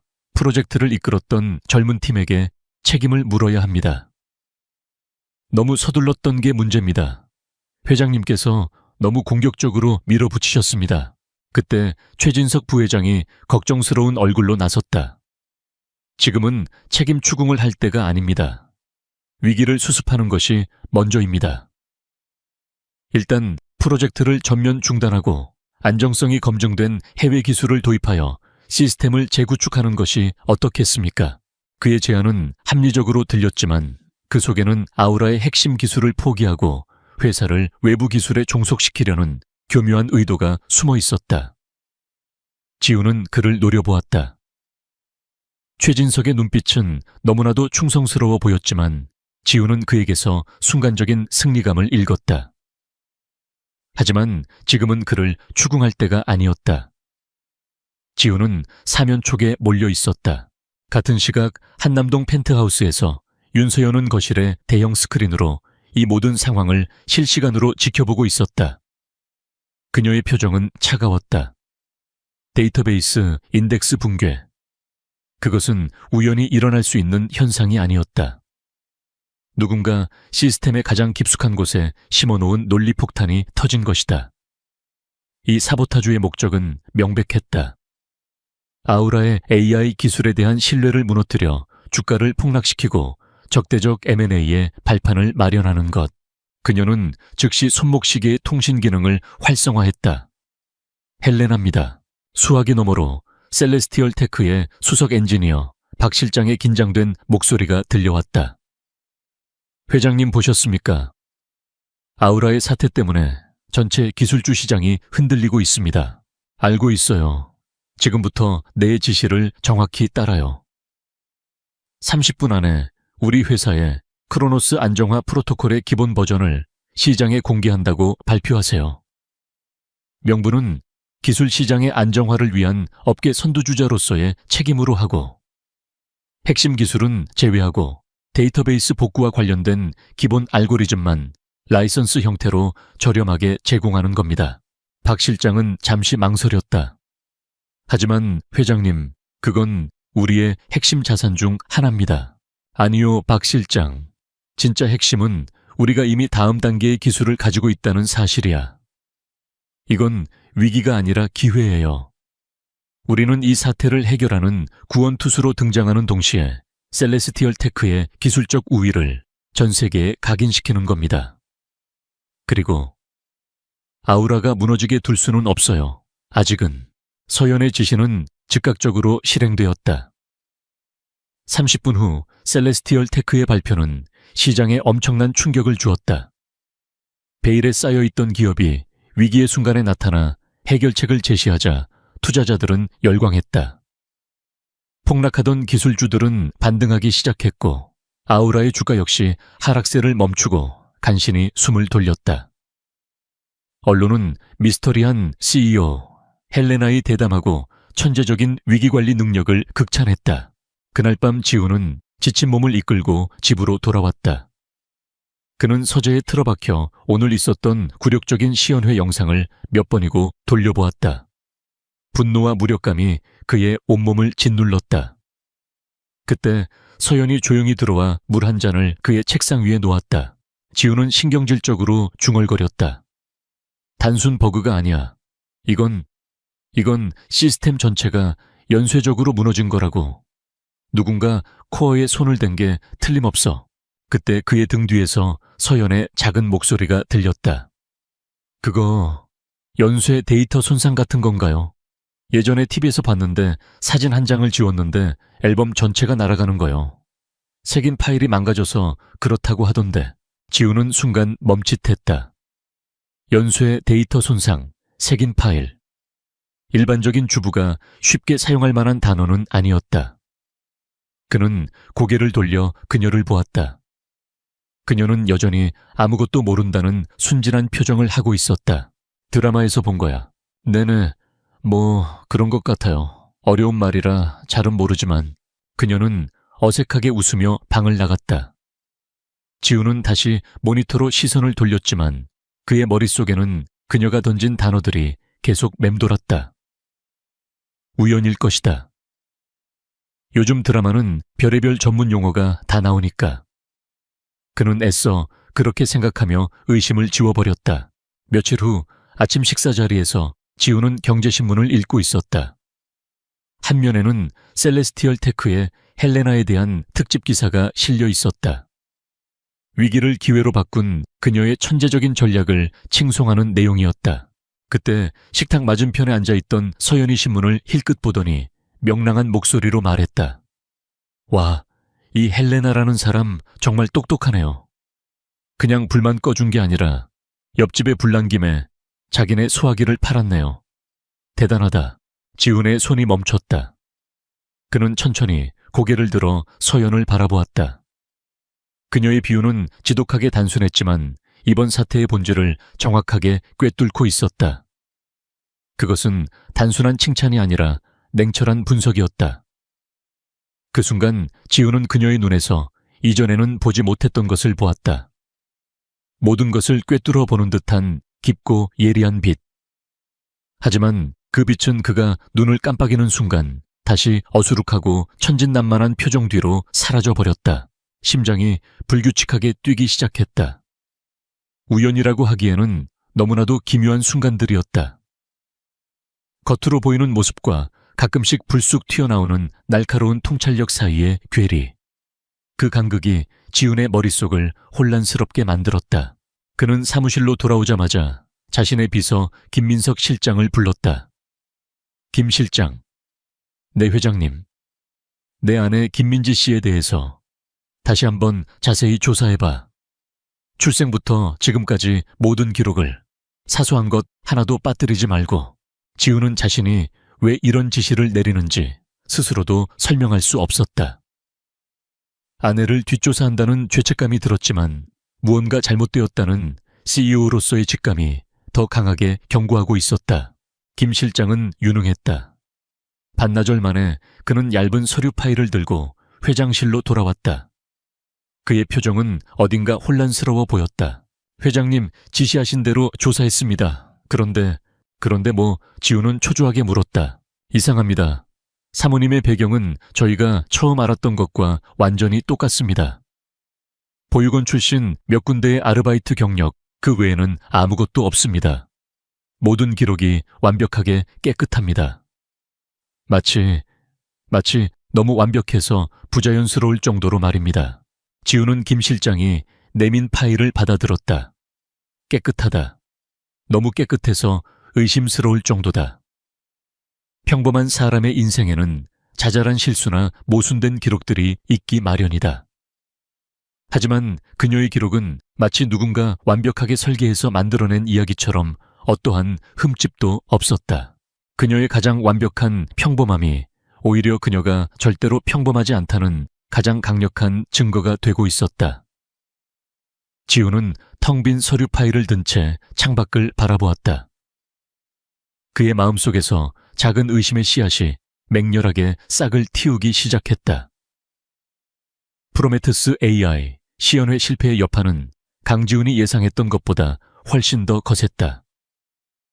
그것은 단순한 주가 하락이나 이미지 실추의 문제가 아니었다. 그것은 피냄새를 맡은 상어떼를 불러 모으는 것과 같았다. 그리고 가장 먼저 나타난 상어는 그의 가장 가까운 곳에 있었다. 최진석 부회장은 아우라 그룹의 위기를 교묘하게 이용하여 물밑에서 빠르게 움직였다. 그는 비밀리에 해외 사모펀드인 블랙스톤 캐피탈의 아시아 지부장과 접촉했다. 프로메테스의 실패로 아우라의 기술력에 대한 의구심이 최고조에 달했을 때 블랙스톤은 구원자의 가면을 쓰고 공식적으로 적대적 인수합병을 선언했다. 그들은 현재 주가에 엄청난 프리미엄을 얹은 가격을 제시하며 주주들을 흔들기 시작했다.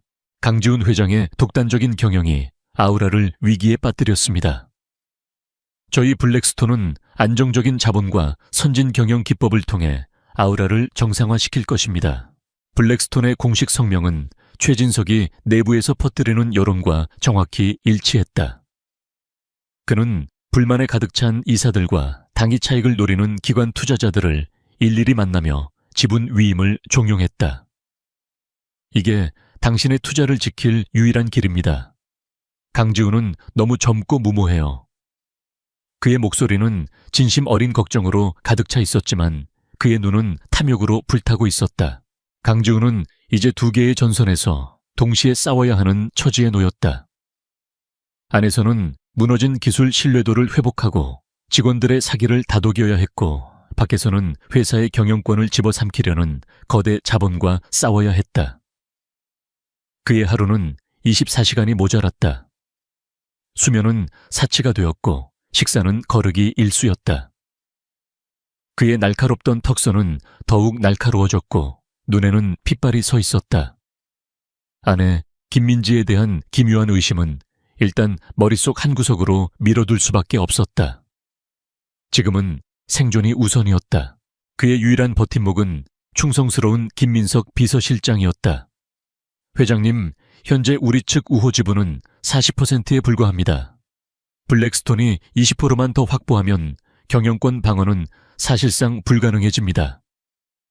김 실장의 보고는 절망적이었다. 하지만 강지훈과 최진석 그리고 블랙스톤이 모르는 또 다른 플레이어가 이 전쟁에 참전하고 있었다. 한남동 펜트하우스 김민지의 방에서 윤서연은 수십 개의 데이터 창을 띄워놓고 보이지 않는 전쟁을 지휘하고 있었다. 헬레나입니다. 지금부터 아우라 그룹의 주식을 매집합니다. 10개의 유령 회사를 통해 신분이 노출되지 않도록 최대한 분산해서 진행하세요. 목표는 블랙스톤의 매수 비용을 최대한 끌어올리는 겁니다. 그녀의 지시는 단호했다. 셀레스티얼 테크의 막대한 현금 보유고가 움직이기 시작했다. 주식시장에서 아우라 그룹의 주식을 놓고 보이지 않는 매수 전쟁이 벌어졌다. 블랙스톤이 대량의 매수 주문을 넣으면 어디선가 정체불명의 자금이 나타나 그 물량을 소리 없이 흡수해버렸다. 덕분에 주가는 이상할 정도로 안정적인 흐름을 보였고 블랙스톤의 계획에 차질이 생기기 시작했다. 동시에 헬레나의 이름으로 세계적인 경제분석 기관의 아우라 그룹의 잠재력에 대한 긍정적인 리포트가 발표되었다. 프로메테스의 실패는 일시적인 성장통일 뿐 아우라가 보유한 기반 기술과 인적 자원의 가치는 여전히 유효하다. 이 리포트는 M&A의 명분을 흐리며 주주들의 마음을 흔들었다. 밖에서는 헬레나로서 거대한 자본 전쟁을 치르는 한편 집안에서는 김민지로서 아슬아슬한 첩보전을 벌여야 했다. 그녀가 강지훈의 서재에 심어둔 데이터 스니퍼가 드디어 의미 있는 정보를 잡아내기 시작했다. 최진석 부회장이 사용하는 암호화된 통신 채널의 일부 데이터 조각들이었다. 완벽한 문장은 아니었지만 블랙스톤, 취리히, 비밀 계좌 같은 단어들이 포착되었다. 이 정보를 그대로 강지훈에게 줄 수는 없었다. 정보의 출처를 설명할 방법이 없었기 때문이다. 서연은 고심 끝에 방법을 찾아냈다.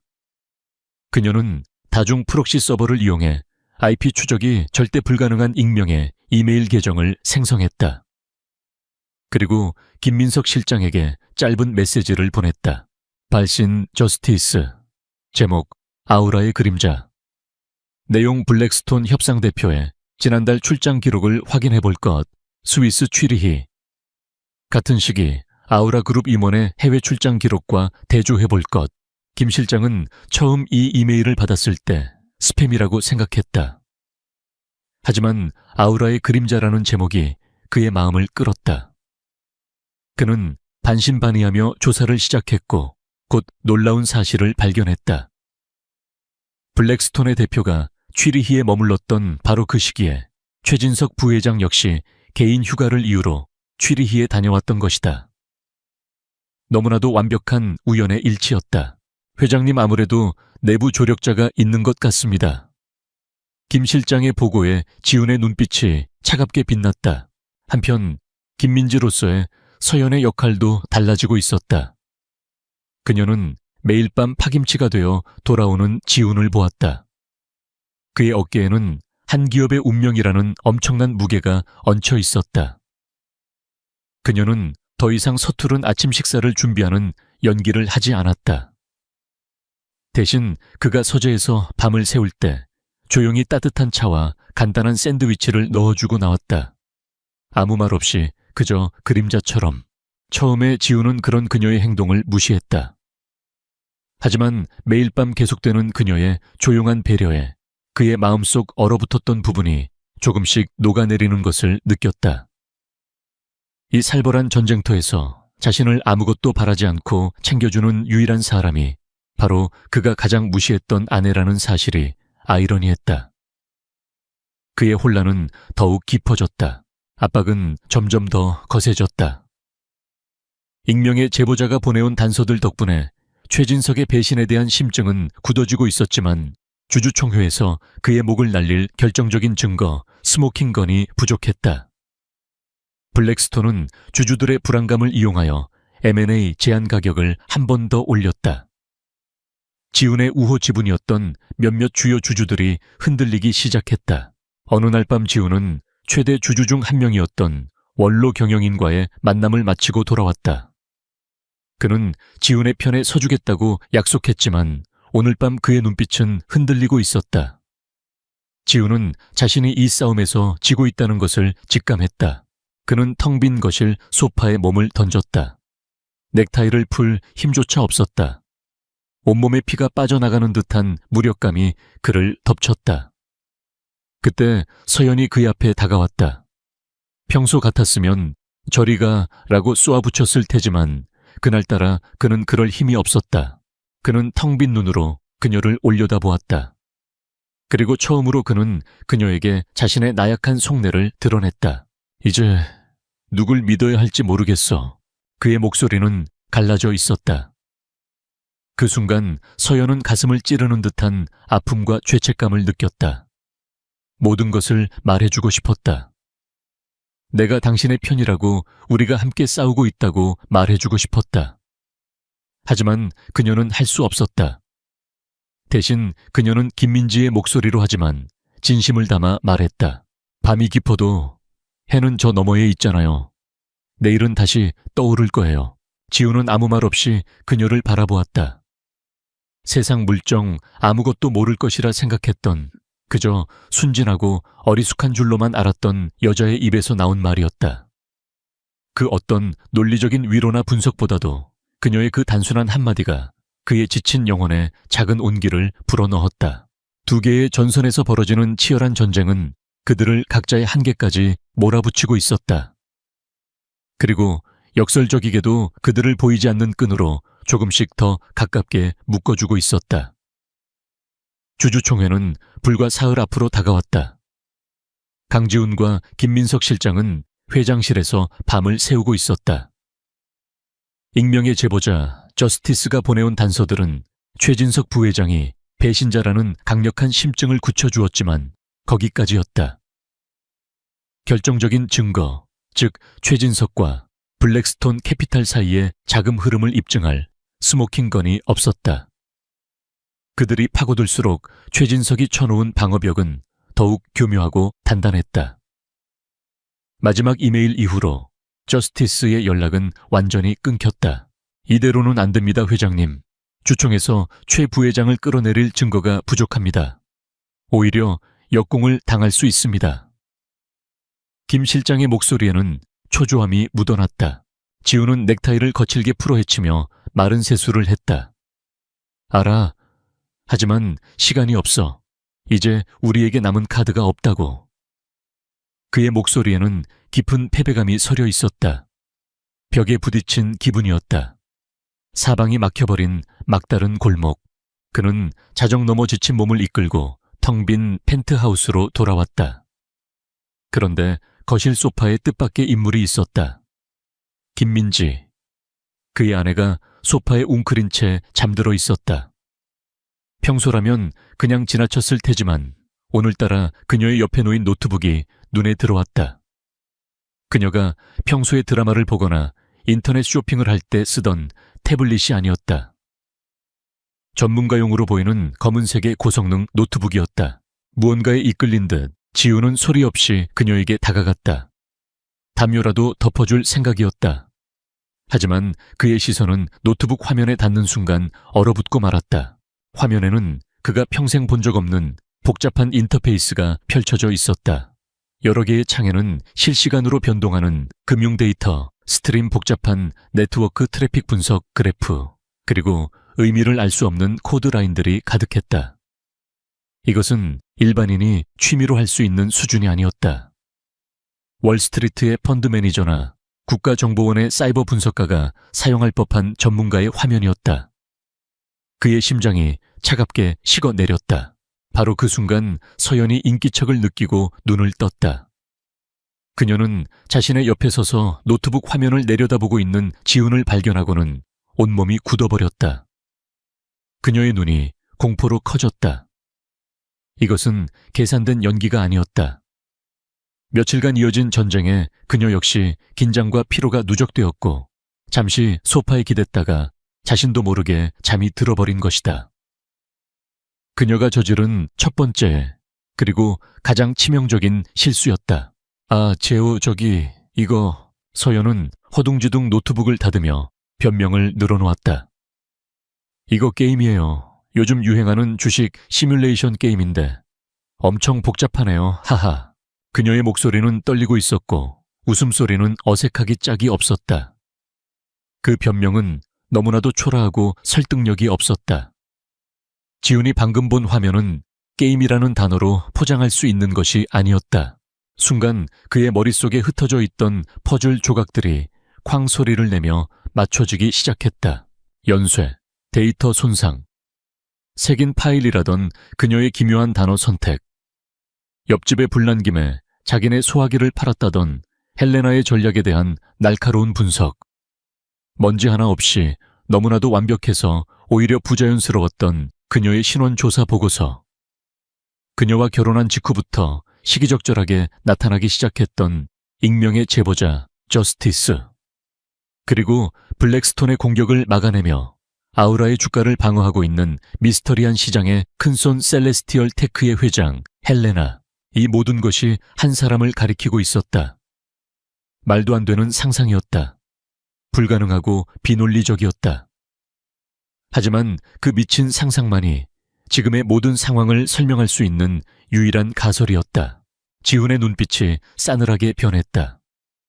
그는 주머니에서 스마트폰을 꺼내 김 실장에게 문자를 보냈다. 그의 손가락은 분노와 혼란으로 미세하게 떨리고 있었다.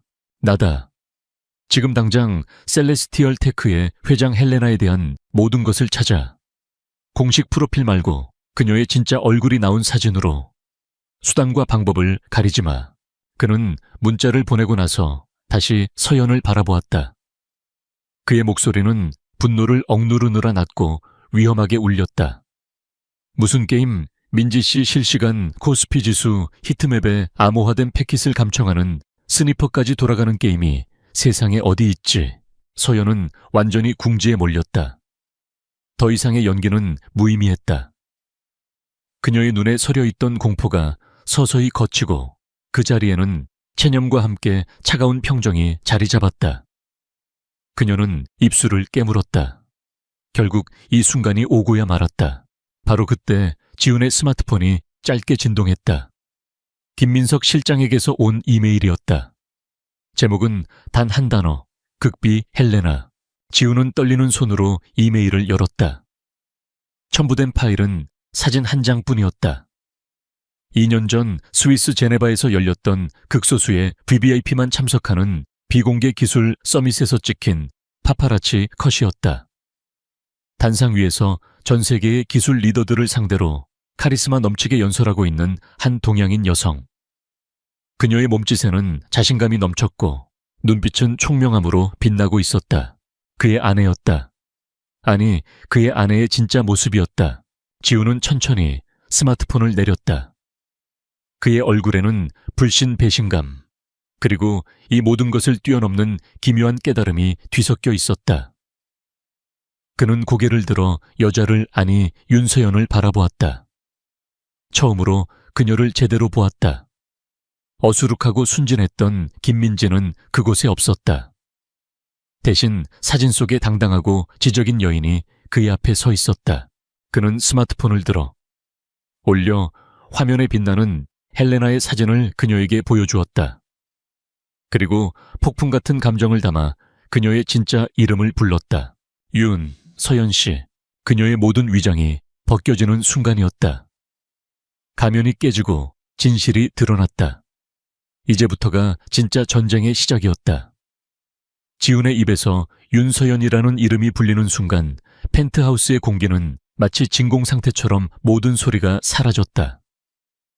두 사람 사이에 모든 가식과 거짓말이 산산조각 나고 차갑고 날카로운 진실만이 남았다. 서연은 더 이상 변명하지 않았다. 그녀는 천천히 허리를 펴고 지훈의 눈을 똑바로 마주했다. 그 눈빛은 더 이상 순진한 김민지의 것이 아니었다. 그것은 대한민국 IT 업계에 보이지 않는 여제 헬레나의 눈빛이었다. 지훈의 머릿속은 분노와 배신감, 그리고 기묘한 경외감이 뒤섞여 폭발할 것 같았다. 지난 몇 주간의 모든 일이 주마등처럼 스쳐 지나갔다. 그는 자신이 완벽하게 기만당했다는 사실에 치를 떨었다. 세상에서 가장 어리숙하다고 생각했던 여자가 사실은 자신과 동등하거나 어쩌면 그 이상의 능력을 가진 경쟁자였다. 그의 자존심은 산산조각이 났다. 대체 왜? 그의 목소리는 으르렁거리는 짐승처럼 낮게 깔렸다. 서연은 담담하게 입을 열었다. 그녀의 목소리는 이제 더 이상 작고 떨리지 않았다. 명확하고 힘이 있었으며 논리 정연했다. 2달 전 제 회사 셀레스티얼 테크의 자율주행 핵심 기술이 도난당했습니다. 외부 해킹이 아니었어요. 내부 조력 없이는 불가능한 아주 정교한 방식의 내부 유출이었죠. 유출된 데이터의 흔적은 단 한 곳 아우라 그룹을 가리키고 있었습니다. 그녀는 한 걸음 더 다가섰다. 당신 회사의 심장부에 제 기술을 훔쳐간 쥐새끼가 있다는 뜻입니다. 저는 그 쥐새끼를 잡기 위해 이곳에 온 겁니다. 그리고 강지훈 씨 당신의 아내가 되는 것이 그 쥐새끼에게 가장 가까이 다가갈 수 있는 유일한 방법이었습니다. 지훈은 말문이 막혔다. 그녀의 설명은 너무나도 충격적이었지만 동시에 그가 겪고 있던 모든 위기 상황과 완벽하게 맞아떨어졌다. 프로메테우스 AI의 실패, 그리고 이어지는 적대적 M&A 시도, 이 모든 것이 하나의 큰 그림 아래에서 움직이고 있었던 것이다. 초해진석 부회장이군. 지훈이 말했다. 그것은 질문이 아닌 확신에 찬 단언이었다. 서연은 고개를 끄덕였다. 모든 정황이 그를 가리키고 있습니다. 하지만 결정적인 증거가 없었어요. 그가 스위스 은행의 비밀 계좌를 통해 블랙스톤 캐피탈로부터 자금을 받은 흔적을 찾아야만 했습니다. 그래서 당신에게 익명으로 제보를 했던 겁니다. 하지만 그의 보안망은 생각보다 훨씬 더 철저했어요. 이제 모든 것이 명확해졌다. 감정이 이성을 앞서서는 안 되는 순간이었다. 강지훈은 분노와 배신감으로 그녀의 멱살을 잡고 싶었지만 CEO로서의 냉철한 이성이 그의 행동을 제지했다. 이 상황에서 윤서연은 그를 기만한 적이기도 했지만 동시에 최진석이라는 공동의 적을 가진 유일한 동맹이기도 했다. 그녀의 기술력, 정보력, 그리고 자금력. 그것이 이 절망적인 전쟁을 뒤집을 수 있는 유일한 카드였다. 지훈은 깊은 숨을 내쉬며 눈을 감았다 떴다. 좋소. 일단 당신을 믿지. 아니, 당신의 목적을 믿어주지. 지금부터 우리는 동맹이다. 하지만 명심해. 이 일이 끝나면 우리 사이의 문제도 반드시 매듭 지을 거야. 서연 역시 고개를 끄덕였다. 동의합니다. 지금은 사적인 감정보다 아우라 그룹의 생존이 우선이니까요. 그 순간 두 사람의 관계는 완전히 새롭게 정립되었다. 남편과 아내가 아닌 두 거대 기업의 CEO가 맺은 비밀스럽고 위험한 전략적 동맹. 그들은 즉시 회의에 들어갔다. 펜트하우스의 거실은 순식간에 최첨단 전략 회의실로 변했다. 서연은 자신의 노트북을 거실의 대형 스크린과 연결했다. 그녀가 몇 번의 키를 입력하자 화면에는 아우라 그룹의 내부 네트워크 구조도와 실시간 주식 거래 현황, 그리고 최진석과 관련된 모든 정보망이 복잡하게 떠올랐다. 지우는 그 화면을 보고 다시 한번 놀라움을 금치 못했다. 이것은 자신이 가진 정보보다 훨씬 더 깊고 정밀했다. 그녀는 이미 아우라의 모든 것을 손바닥 위에 올려놓고 보고 있었던 것이다. 조혜진석은 스위스 취리히의 바그너 프라이빗 뱅크를 이용하고 있습니다. 서연이 말했다. 이 은행은 전 세계의 부호들이 검은 돈을 세탁하는 창구로 유명하죠. 보안이 철저해서 외부에서는 절대 뚫을 수 없어요. 지훈이 물었다. 그럼 방법이 없는 건가? 서연의 입가에 자신만만한 미소가 떠올랐다. 외부에서는요. 하지만 내부에서라면 이야기가 달라지죠. 그녀는 화면에 한 남자의 사진을 띄웠다. 이 사람은 마커스 밀러, 바그너뱅크의 데이터베이스 관리자입니다. 유능하지만 치명적인 약점이 있죠. 바로 온라인 포커 중독입니다. 그녀는 계속해서 설명했다. 저는 지난 한 달간 가상의 인물로 그에게 접근해 온라인 포커를 함께 쳤습니다. 그리고 그의 돈을 모두 따줬죠. 빚에 시달리던 그는 제가 제안한 쉬운 아르바이트를 거절할 수 없었을 겁니다. 지우는 그녀의 치밀함에 혀를 내둘렀다. 그녀는 단순히 해킹만 하는 것이 아니었다. 인간의 심리를 파고들어 시스템의 가장 약한 고리인 사람을 공략하고 있었다. 서연의 손가락이 키보드 위에서 춤을 추기 시작했다. 밀러가 오늘 새벽 은행 데이터베이스에 보안 패치를 업데이트하면서 3분간 원격 접속 포트를 열어주기로 했습니다. 우리에게 주어진 시간은 단 180초. 그 안에 최진석의 계좌에서 블랙스톤의 페이퍼 컴퍼니로 이어진 자금 거래 내역을 찾아내야 합니다. 지우는 숨을 죽인 채 스크린을 바라보았다. 그의 심장이 그의 의지와는 상관없이 미친 듯이 뛰기 시작했다. 한 기업의 운명이 이제 그녀의 손가락 끝에 달려 있었다. 카운트다운이 시작되었다. 화면에 수많은 데이터가 폭포수처럼 쏟아져 내렸다. 서연의 눈은 그 데이터의 흐름을 놓치지 않고 쫓아갔다. 1분, 2분. 시간은 흐르는데 결정적인 증거는 보이지 않았다. 지훈의 손에 땀이 차기 시작했다. 카운트다운이 10초를 남긴 순간 서연의 눈이 빛났다. 찾았어. 그녀는 프로메트스라는 이름으로 위장된 폴더 안에 숨겨져 있던 암호화된 거래 파일을 발견했다. 최진석의 교활함이 돋보이는 위장이었다. 그녀는 즉시 다운로드를 시작했다. 남은 시간 3초 2초. 다운로드 완료. 메시지가 뜨는 순간 원격 접속 포트가 닫혔다. 완벽한 성공이었다. 파일 안에는 최진석이 지난 6개월간 블랙스톤으로부터 컨설팅 비용으로 위장된 거액의 자금을 받아온 모든 기록이 담겨 있었다. 이것이야말로 빼도 박도 못할 스모킹건이었다. 이틀 후 운명의 주주총회 날이 밝았다. 최진석 부회장은 승리를 확신하며 의장석에 앉았다. 그의 편에 선 이사들과 블랙스톤의 대표는 여유로운 미소를 짓고 있었다. 모든 것이 그의 계획대로 흘러가고 있었다. 적대적 M&A 안건이 상정되고 투표가 시작되기 직전이었다. 바로 그 순간 지훈이 자리에서 일어났다. 잠깐 의장, 투표에 앞서 주주 여러분께 반드시 보여드려야 할 영상이 있습니다. 최진석의 얼굴이 순간 굳어졌다. 강 회장, 지금 뭐 하는 짓인가? 의사 진행을 방해하지 마시오. 하지만 지우는 아랑곳하지 않고 스크린에 영상을 재생시켰다. 영상에는 스위스 은행의 거래 내역이 선명하게 나타났다. 최진석의 비밀 계좌에서 블랙스톤의 페이퍼 컴퍼니로 흘러들어간 수백억 원의 자금 내역. 그리고 그 영상의 마지막에는 헬레나의 이름으로 남겨진 메시지가 있었다.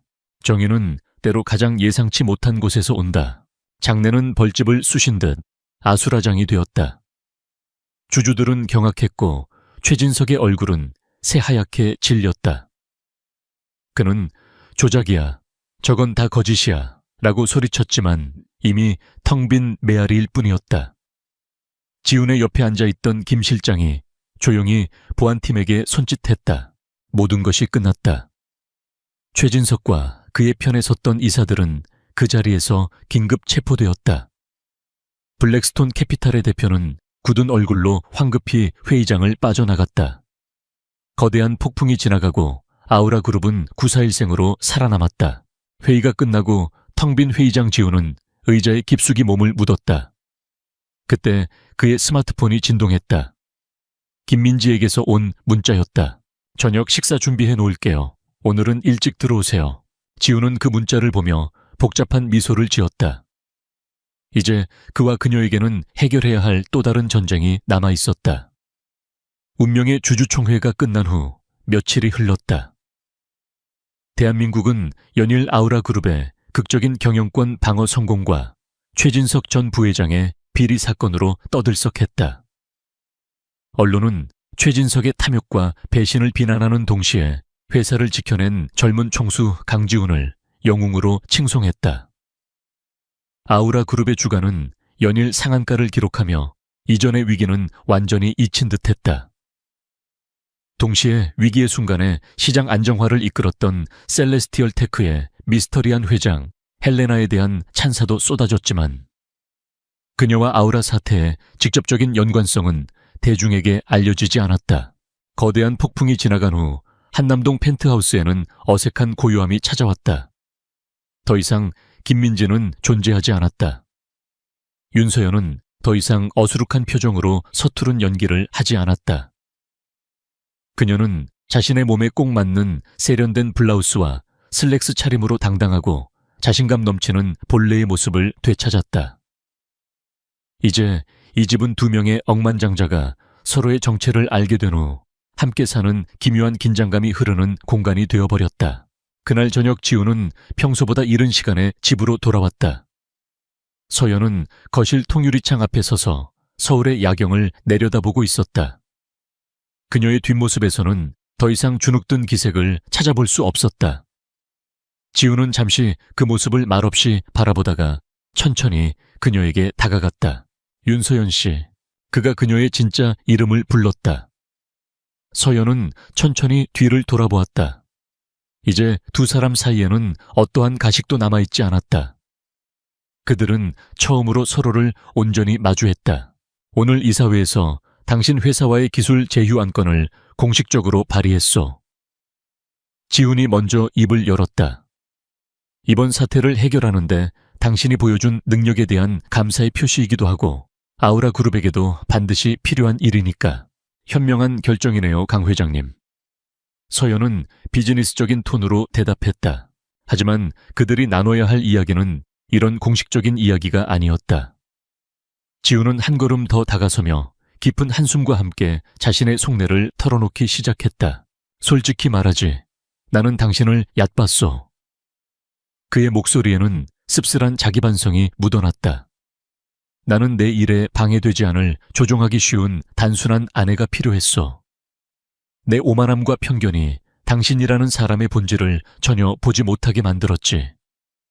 내 자존심은 산산조각 났고 당신에게 완벽하게 기만당했다는 사실에 분노했어. 하지만 그는 잠시 말을 멈추고 그녀의 눈을 똑바로 바라보았다.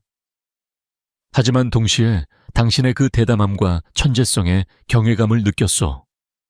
그리고 내가 가장 힘들었을 때 김민지로서 당신이 보여주었던 그 조용한 배려들이 사실은 나에게 큰 힘이 되었다는 것도 인정해야겠지.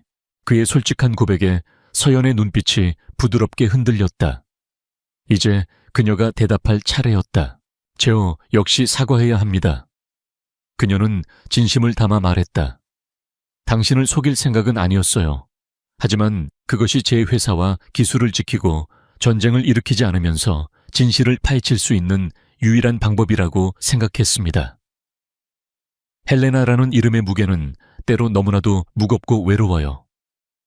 역설적이게도 김민지라는 가짜 신분으로 살면서 비록 연기였지만 아주 잠시나마 평범한 삶의 한 조각을 경험할 수 있었어요.